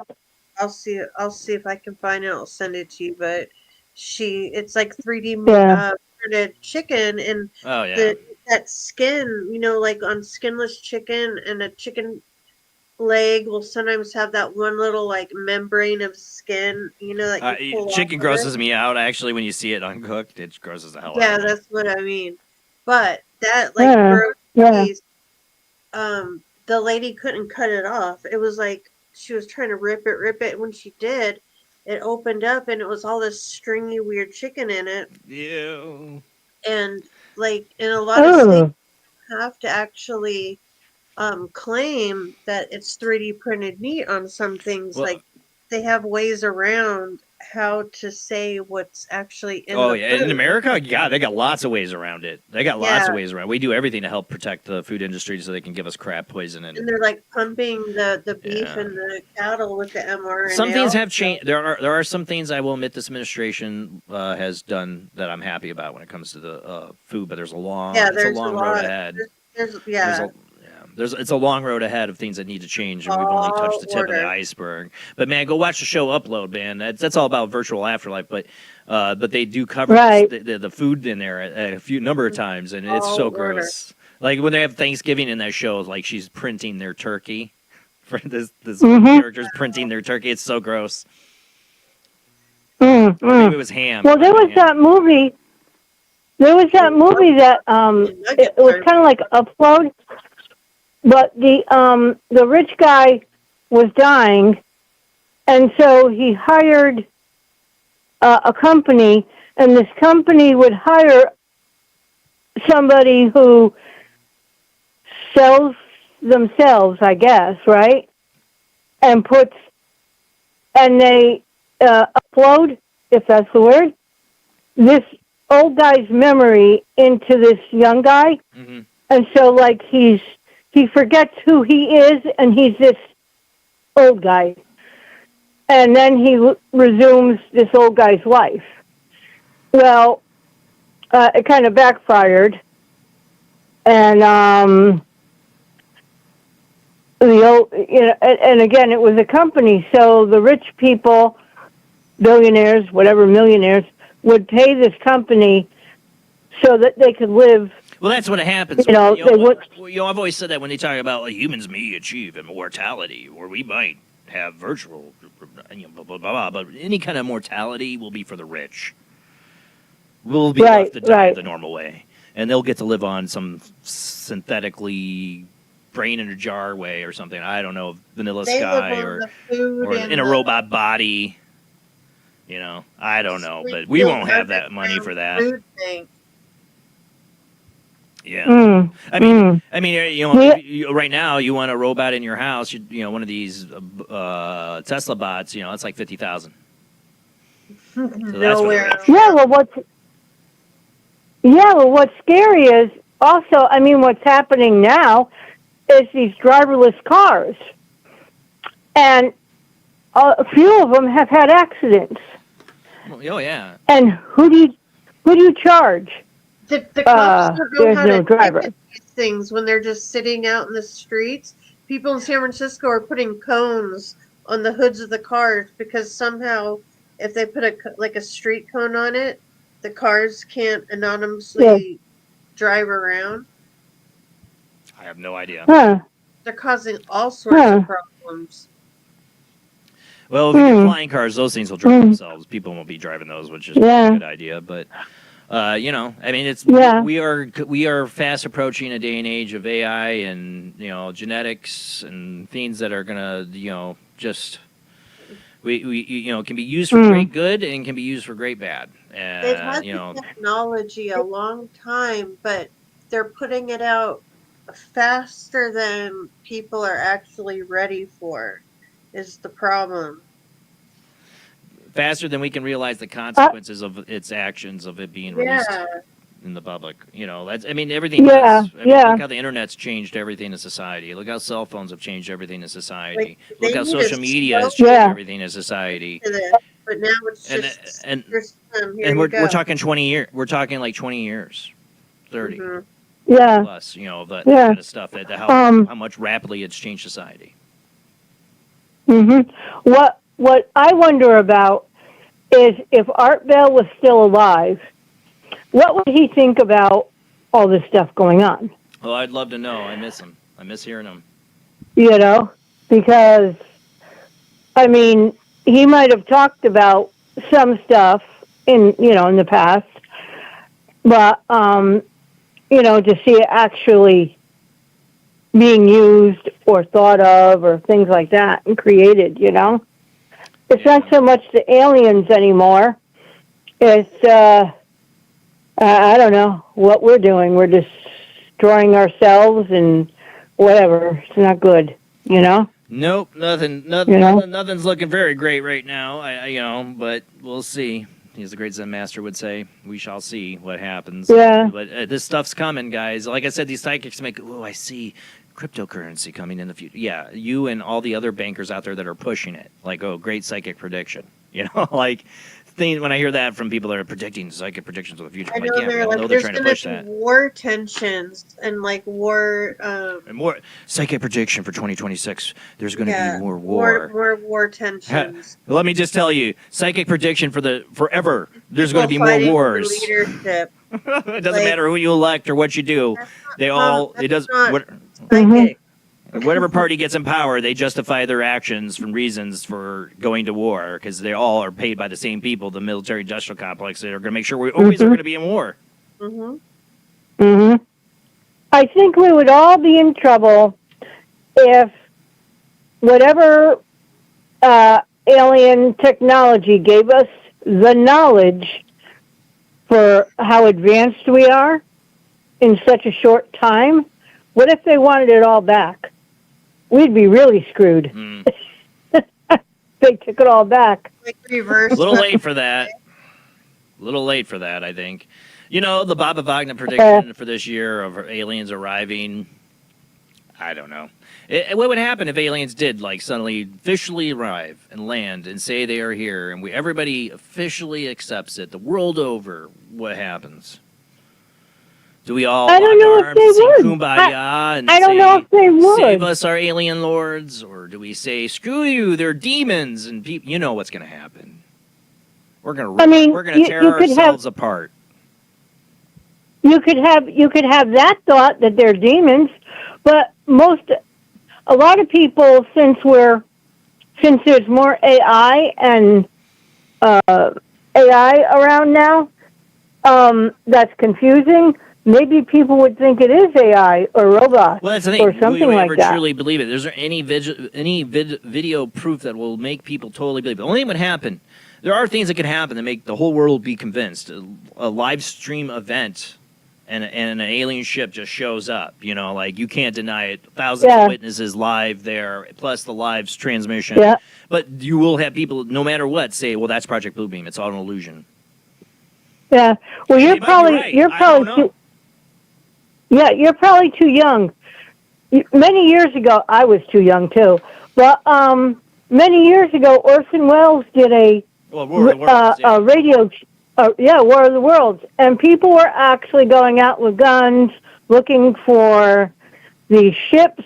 People were killing themselves. All these things. What if? And it was just a radio show. What if the aliens come and they're not very communicative, and we know they're aliens here, we know it's for sure, and then people start asking questions about alien abductees and that they're sleeper cells, and so people start going after people. That's why they did the thing in Las Vegas as like a test run to see how people would react to something like that. You mean with the family that had the aliens in the backyard thing? I don't know about that story. I still to this day don't know what the hell happened with all that. I think that could be a test run to see how he would react to something like that. I don't know. That kid's story kept changing. I don't know if any of that could be real or They what. haven't been in the news, right? It kind of died out. It died out, and that kid's story kept changing left and right. So I don't know. Oh, okay. Yeah. It's supposed to be, that's like I heard Netflix had the rights to it. So we'll get some documentary from Netflix in a year or two, maybe. Yeah, that's like the drones too. All the drones they have now. And remember all the drones that you were saying about that were going around? Yeah. Like they I were said, all different sizes. You know, like I said, it had to be some monstrous event. Las Vegas is having like live stream event for an aliens to show up, or your government coming out with an alien at a conference saying this is Xenomorph from the planet Najuju or some crap like that. You know, it's like I'm saying Valiant Thor has come in. You know, like I don't know what it'll take. I don't know, but people will fight no matter what. Death by I don't know. I mean, we're still arguing over. I don't know. We're still arguing over I don't know. the moon, so I don't know. Well, I hope you have a great 2026. You know, I hope we you all too. do. Yeah. You do too. You and your family, Jamie. You too, and your family and fur babies, and everyone's healthy and safe this January and upcoming months. Oh yeah. Well, it'll be hopefully a good year for everybody. Let's hope. 2025 went by fast, so we'll see what 2026 does. But thank you, Azariana. Thank you for all your support. Mm-hmm. And all the same. Thank you. Thank you. Thank you. Bye-bye. Bye. Bye-bye. Azariana, one of our biggest supporters. She is a YouTube channel member and Patreon. She helps support the show. I love her to death, and she calls in regularly. All right, where were we on this? Let's see. Where was I? Damn much more. What was the other thing? Controversy around. We had the Colombian, thing. I don't know what I feel about the sphere. Hami Musan's involved in it, so you know how I feel about him, and anything he usually is involved in, I'm very suspect of. But maybe it's real. The last thing they mentioned in their top 10, number one, more footage emerges of alleged alien sphere. Oh, both of them are about the Boogosphere. How can you have both of the things be about the Boogosphere? Whatever. I don't know. You get some third party involved that doesn't have any stake in it, that's going to analyze it, then we'll talk. All right, that was their top 10 UFOs. All right, what's next here? I got... where did it go? All right, top 10 cryptozoology stories of 2025. Let's see, number 13. All right, I probably missed some of these. I don't know.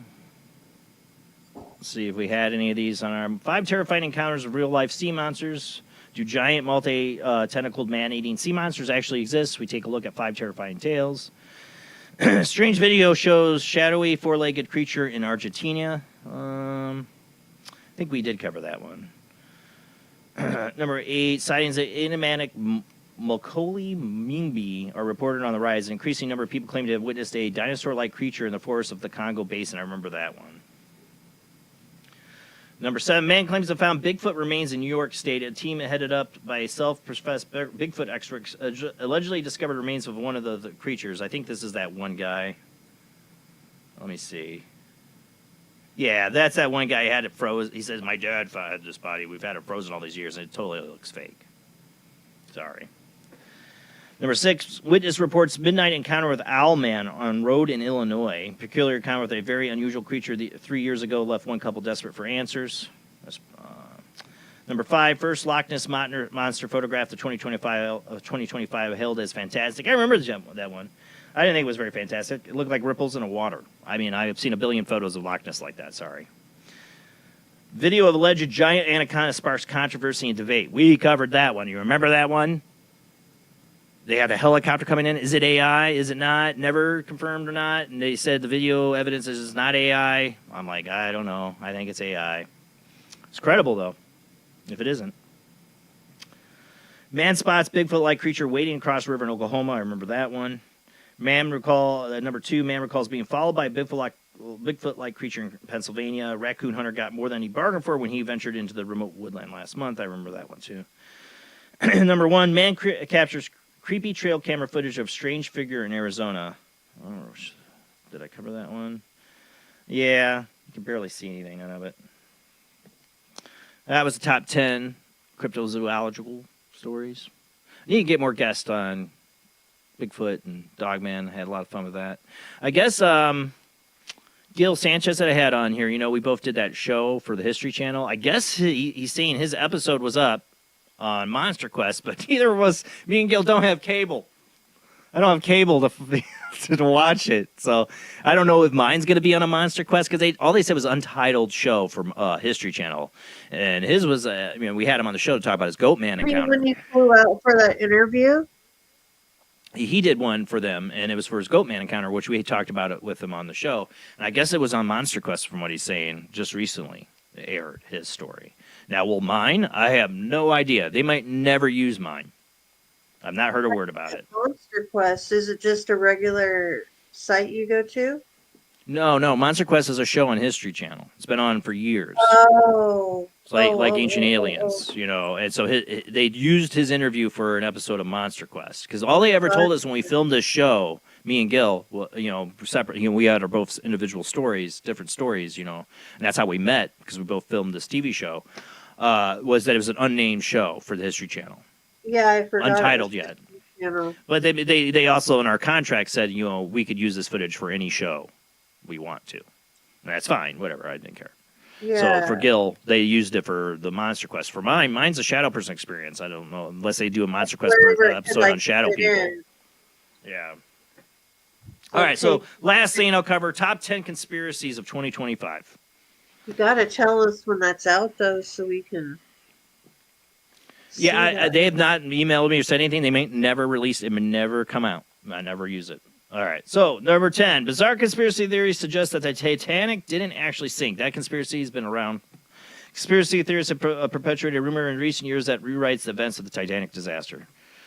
Number 9. Secretive U.S. Rat 55 plane spotted landing in Area 51 in Nevada. And we were just talking about how they said they're going to be some kind of new plane or technology is going to get in use here soon. I think it's happening.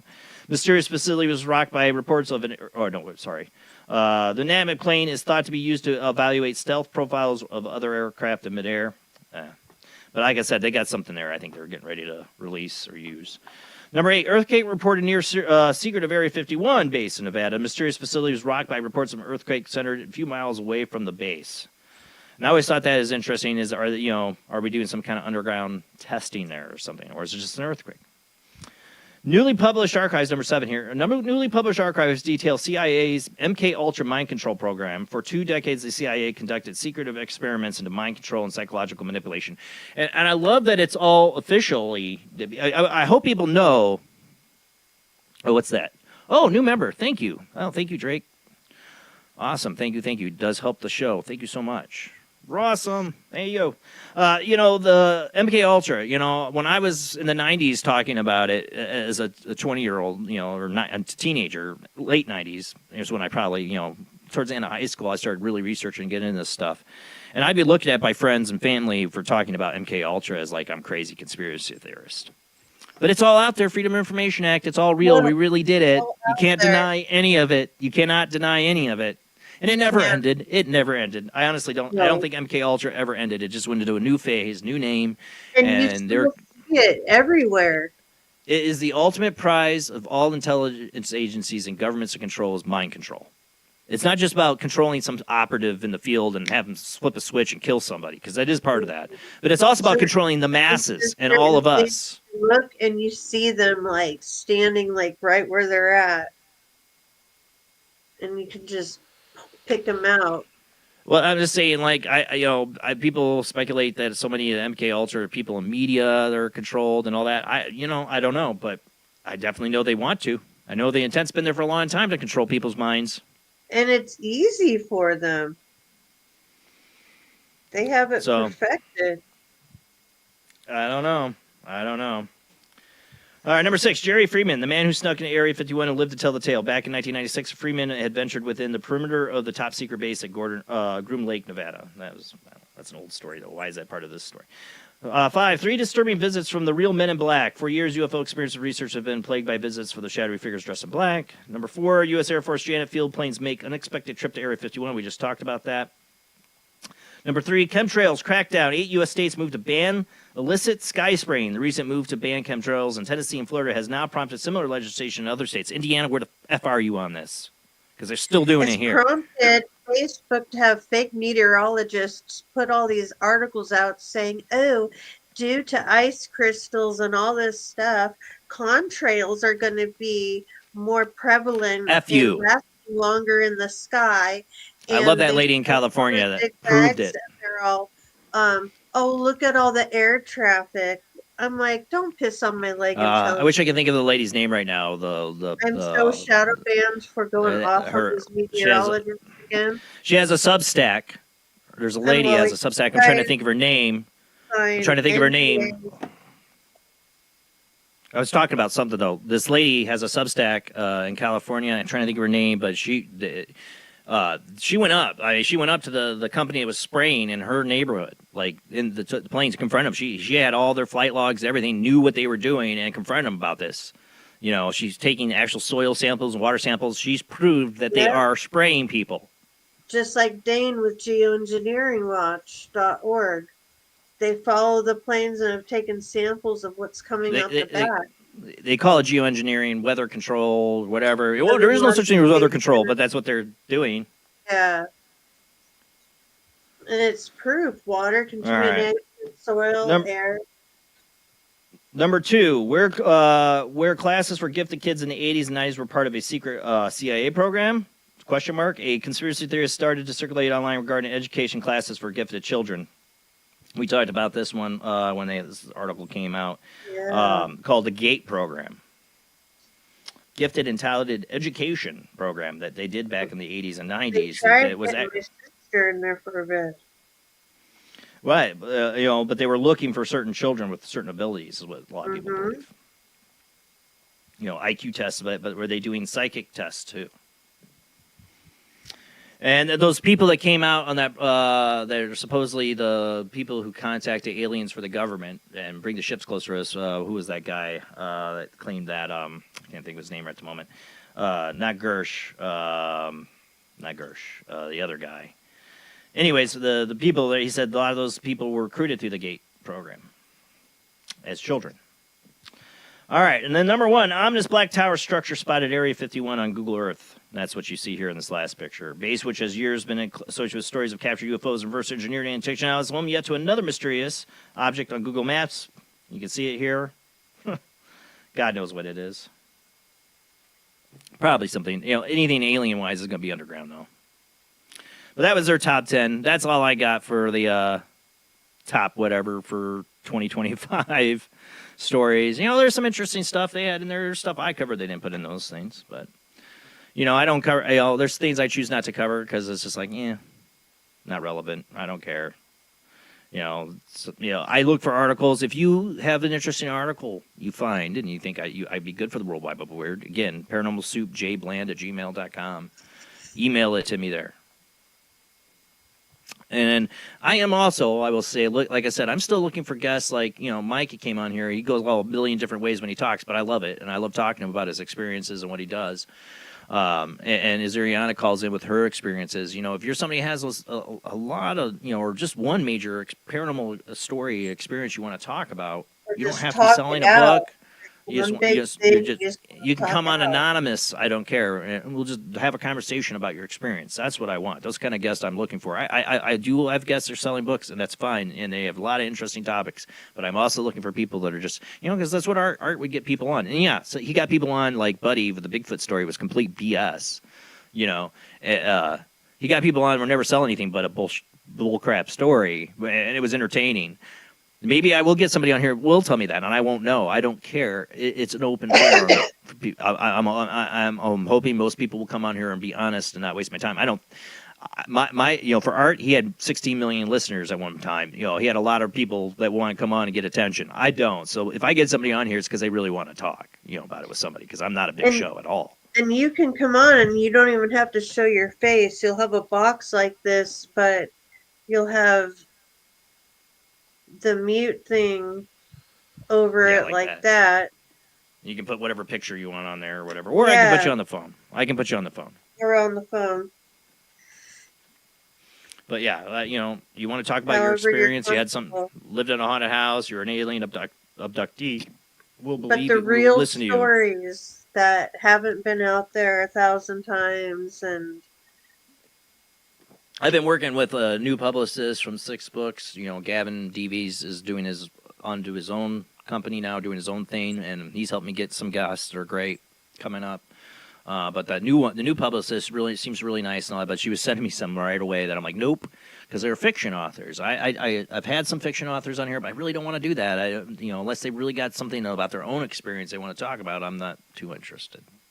The hardest part finding guests is though my time slot is horrible for people, especially a lot of them end up being, I get people that are over across the pond in England, so it's like 4 and 5 in the morning for them. So I'm always grateful whenever I have somebody from England on or somewhere over there in that other time zone. I'm like, thank you so much for being on the show. You got up at 4 in the morning for it. Yeah, we're not worthy for you to get up at 4 in the morning for the show, because I know I wouldn't frickin' do it either, So I don't blame them when they tell me no, they're not coming on the show. I had Linda Moulton Howe. They never complain when they do.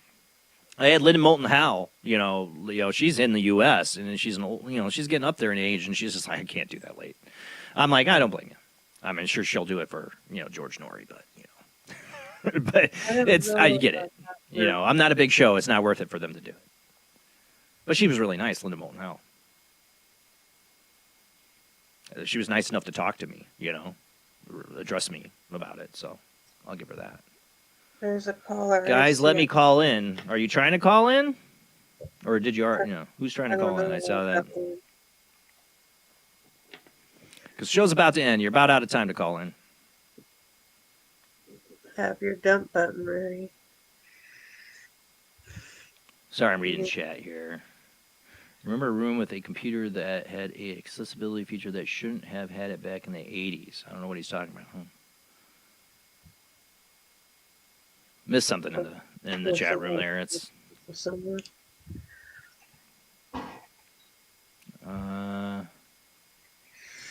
just reading something in the chat room before we go.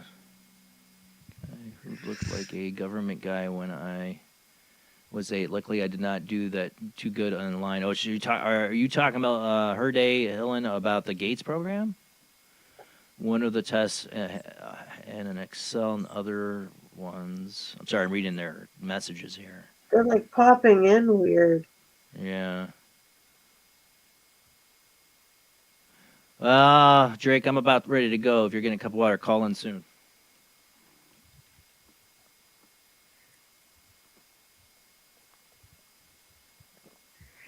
Should pay attention to my phone line. It does this thing where it does not want to let me know that somebody's calling in. It drives me nuts. But yeah, will aliens come in 2026? I don't know. I think I remember talking about it in 2025. We can ask the Magic 8 Ball. Will aliens make an appearance and come in 2026? Oh, so Marie is talking about hers was a part of the gay program. Yeah, I'm interested in knowing more about that. I always thought our government would do something like that, have some kind of program like that to try to find kids of the special abilities if they, It is certain. And that existed. But, where do those kids happen that had the special abilities that passed their special tests? Where are they now? What are they doing? Are they contacting UFOs with their mind? I don't know. I mean, it's like we're always on the verge of like getting, it's just like we're always teased with this stuff that, we're going to big reveal or whatever, and nothing. I don't know. Maybe I'm being pessimistic about it, but I just don't feel like there's going to be Baba Vagna aliens are coming, revealing themselves in 2026. Not feeling it. I could be completely wrong. We'll come back. We'll come back at the end of the 2026 and be like, I was wrong. The aliens are here. Where's my ride? Will the aliens be here in 2026?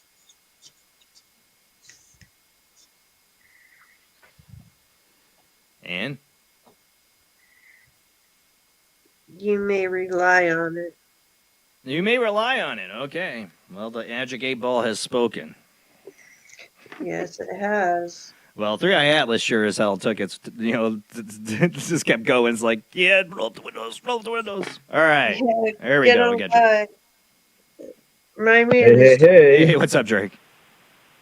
Hey, Drake's here. Just poking around. Actually, just got off the chat with my friend Brian. He keeps saying he just wanted to call you to get on the show, too, as a book writer. So hopefully I can get something with him. All right. Who was it? I missed who you said at first. Brian Kloon. He's a friend of mine, and we was on another chat because we're actually planning, while you guys were doing Web of the Weird, we were planning either Winchester Mystery House. Oh, I was. But we don't know if I don't. Yeah, that's up in San Jose by where you're at, actually, Janie. Yeah. So, I've always wanted to go there so bad. And of course, we were also talking about after the the Waverly Hills. He's a book writer, so he wanted to do a commissioned book, but something along that line, it kind of went south because he publishes it with his publisher, and I can't remember the name of the publisher, but they do publish on Amazon and many other sites as well. So, well, I know some. I know some publishing companies. But I don't care if he's written a book or not going to write a book. But if he's got something interesting to talk about on the show, bring him. Please get him my contact. Yeah, he does. He's got a lot of stuff related with the paranormal and ghost hunts and stuff that we've been on for many years.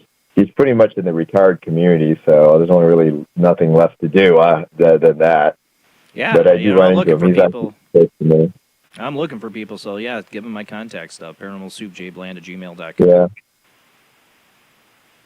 Yeah, because I need anyhow, as you see. Yeah, so any guests and anything. I don't know. The entire internet's kind of weird right now because I'm popping on to a PRT Paranormal Roundtable, and they're like extremely busy there too. Oh yeah, well he's got like his chat's just flying by because he's got like 400 or 500 people in that chat room. I don't know how they, has to have several moderators for that. Me, I'm a small channel. I got Jamie and me. We can handle it. The little cozy group we got. Yeah, I don't know how many chats you actually have to moderate on your back end. I remember being on another friend of mine's live cast about 2 weeks ago. Raiders podcast. Yeah, it's the Furry Raiders. There's actually a story to that, but I was on his for the end of the year podcast and year in review and things like that, and how many people have died, famous people this year, and stuff like that. So we kind of discussed that. Yeah, I think didn't Ozzy Osbourne go in 25 now? So that means that we're now in a new generation of music now for us metalheads. I guess, yeah. So I don't know. I have very low. I have a low opinion of the current music industry. So on any genre, any genre. Well, it's changing because I don't know if you heard, didn't Spotify recently get hacked into and someone dumped like 400 terabytes of music? And I can't remember which platform it's being released on because I'm not even sure how they were able to do that. But supposedly they went in the back end side. So a lot of the cybersecurity guys are now perking up. We had a couple of 0 days released in the last month or so. 0 day means I think this hack is now public, so everyone knows how to get it. More than hacking is that you have these people on Spotify and these other services that are like creating complete fake AI bands of music. That I've been wondering about because a friend of mine has been tinkering with the Higgs AI platform. $30 a month ain't bad for something that could do what a producer does. The lyric's a little bit off, but it does rhyme very well because he's using a couple of algorithms. There's several different models we've been playing with. Maybe I could throw a link to where some of the music that he basically based it off of, what's that one 1983 movie? I can't remember, the one with the big Falcor dragon character. He actually based it on that. Yeah, he based a bunch of lyrics off of it and made a couple of like a whole like album already. And I'm like, wow, this is good, just with rhyming music and things like that from the storyline. So it's already there. AI is already there to being the creative part, but being different than someone like you that can create a book, it's totally different. It's like it's there as the word creative, but I wouldn't call it. When I hear AI music, some of it's own genre. Some of the AI music I hear is hilarious. What they do sometimes, and like the recreation, like, what does Kurt Cobain sound like as a country musician? Stuff like that's, But when I hear like I said, what would Nirvana, like it makes like we let AI write a Nirvana song, whatever. It sounds like Nirvana with no soul.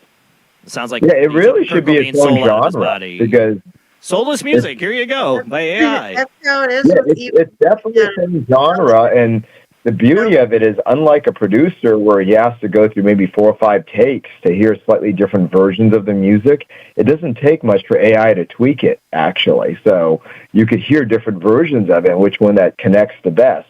Now, I'm not saying that, you still need some analog, some human intuition with it, but it's definitely its own style. It's much different than what I'm expecting to hear, and I do see a glitch from time to time, getting some of the analog world incorrect. But I've watched YouTubers completely take their AI girlfriend, which is a joke to that, took it out to Starbucks, and everyone's like getting on their phone filming the robot talking to them. She goes like, I'm not too comfortable with all the people staring at me.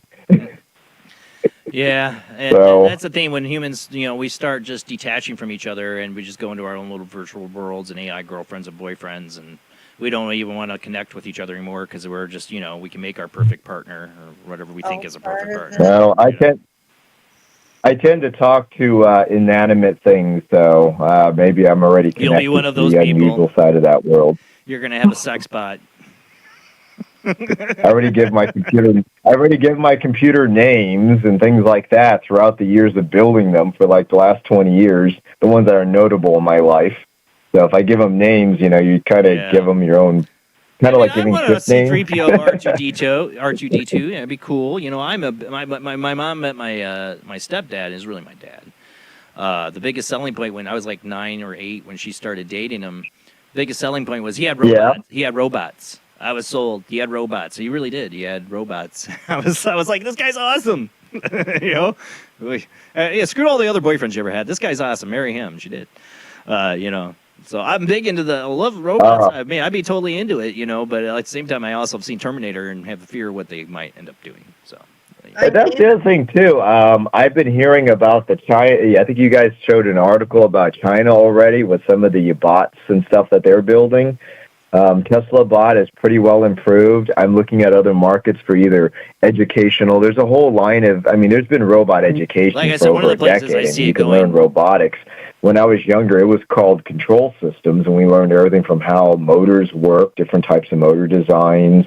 And then at one point, I think there were some linear actuators that are pretty cool that simulated muscles, which was cool. But see, the thing is, you're talking about robots with degrees of freedom, how many different motion it can emulate. And even from a programming perspective, that's extremely hard to write code. Yeah. Yet AI can pick it up in a day. Even though some of it can look really creepy. I know Jamie will see some of those creepy bots crawling around that look really creepy that people are demoing because of the way that it defaults a more easy way to do balance control. but I have seen a lot of demos, and not all bots have to look humanoid. You know, we've had robots for years. It's just programming it. I mean, was a R2D2 pain in does the it. ass. You know what I'm saying? And they're not all going to look humanoid, you know? I mean, you know, but some, You know, there's already one group. There's already a group that does puppeting here in SoCal that actually does a lot of the R2D2 custom builds. I wouldn't be surprised. Give it 2 years, you'll see an R2D2 with a real AI in it. Yeah, I know. I've wondered that too. I've seen their custom builds are awesome. But yeah, somebody's they're going to build an very R2D2 nice. that really does like do R2D2 things. You know, like its own little, you know, like got an attitude. You know, wait till they build a chopper. Oh yeah, see, and that's the other upside of the creative side of the AI market. You don't have to use the full power of AI. You could use the lighter models to do some basic fun stuff like that. And I've seen like markets for that, but like I said, how far can you go? It's just like anyone says with anything out there. That's why Congress wanted to talk a little bit about it, but it seemed to got shoved aside of how to regulate AI and what is AI, because right now is a good time to discuss that, because we had the same problem with online community and music sharing, and eventually it became so cheap to just go buy Spotify rather than download an album and try to rip it and everything and pirate it off of Kazaa, remember? I don't know if you're around during the Kazaa time. What I see is disturbing to me too, though, is already seeing companies are making using AI and robotics to make artificial dogs and cats, or dogs I've seen. And I'm like, go get a real that dog. might be actually useful for police enforcement. That might be very useful for police enforcement, these are believe it or not, because they use to train dogs. No, dogs. The reason they have dogs is because they have that innate special ability to smell. They're not going to get that out of. I mean, robots, they have ways to detect. They have sensors. And you haven't heard of people inventing smell sensors and smell generators? They do, but I'm saying it's not the instinct like the dog has. I'm saying that eventually could be replaced. So I'm saying what I'm talking about is replacing pets with artificial crap like that. Don't do that. Don't do that, people. Yeah, I know it won't poop on your rug. There's a whole sensor technology. The only thing we're limited into is how many inputs can we write code to, and that's always been a problem. And I think that's where artificial intelligence is the strongest, is the ability to emulate things that would take an advanced team of programmers to try to cope with and even get close to what they want to do. And I think that's where the biggest milestone of that technology is going to be. Yeah, I see it going a lot of places. Yeah. You know, fake pets, fake people. Not good stuff. Well, Drake, I hope that 2026 is going to be an amazing year for you, man. Yeah, it will be. 2025 blew by too fast. Went to Florida 4 times, and now I'm going to go and try a few events in Florida too. And over there this year, I think there's a few things I wanted to try out. Well, if you make it down in St. Augustine, go find Rob and go see the lighthouse down there. It's fun. Yeah, I got to go remember to put that in my calendar, because I think I found it. I think it's on the other part of the town, because I'm usually in the Central Florida area. Yeah, that's why. It's a drive. We did it, though. It was fun. It was worth it. All right, Drake, man. Thanks for calling in, bud. Thank you for coming to YouTube channel member. All right. You have a good night. You too, bud. All right. With that, I'm probably going to end the show tonight. Next Sunday, like I said, no show because I have inventory at my work. I won't get home till like 11 or midnight. But the following Sunday, January 18th, we will have Carmen Turner Scott Carmen Turner Scott coming back on the show. I think she has a new book coming out. And she's always a fun guest. I can't wait to talk to her. So, all right. Thank you, everybody. That's it for the show tonight. We will be back in 2 weeks, January 18th, with Carmen Turner Scott. Thank you to everybody who donates the show. Thank you to our YouTube channel members. You are helping pay the bills. Thank you to our patrons. Again, thank you so much, guys. Thank you to everybody who shares out. Keep telling people about Paranormal Soup, where the weird happens live every Sunday night. Well, most Sunday nights. Sorry for the nights Sundays I don't make it here. I'm trying to get guests. Not next Sunday, but two weeks from now, we will have a guest, Carmen Turner Scott. Let's knock on wood for that. No cancellations. If she does, I'll still be here. I'll come on and do open lines with you guys again. And I do have some other guests down the line. And if you have anybody in mind, you have their contact info, you know somebody you think should come on this show, paranormalsoup, jbland@gmail.com. Email me. If you want to come on the show. But we want to talk about the paranormal, the weird, strange, unusual experiences and share here. We won't judge. We'll just talk. That's what we do. Every Sunday night if we can. All right, guys. Have a great night. See you in a couple Sundays.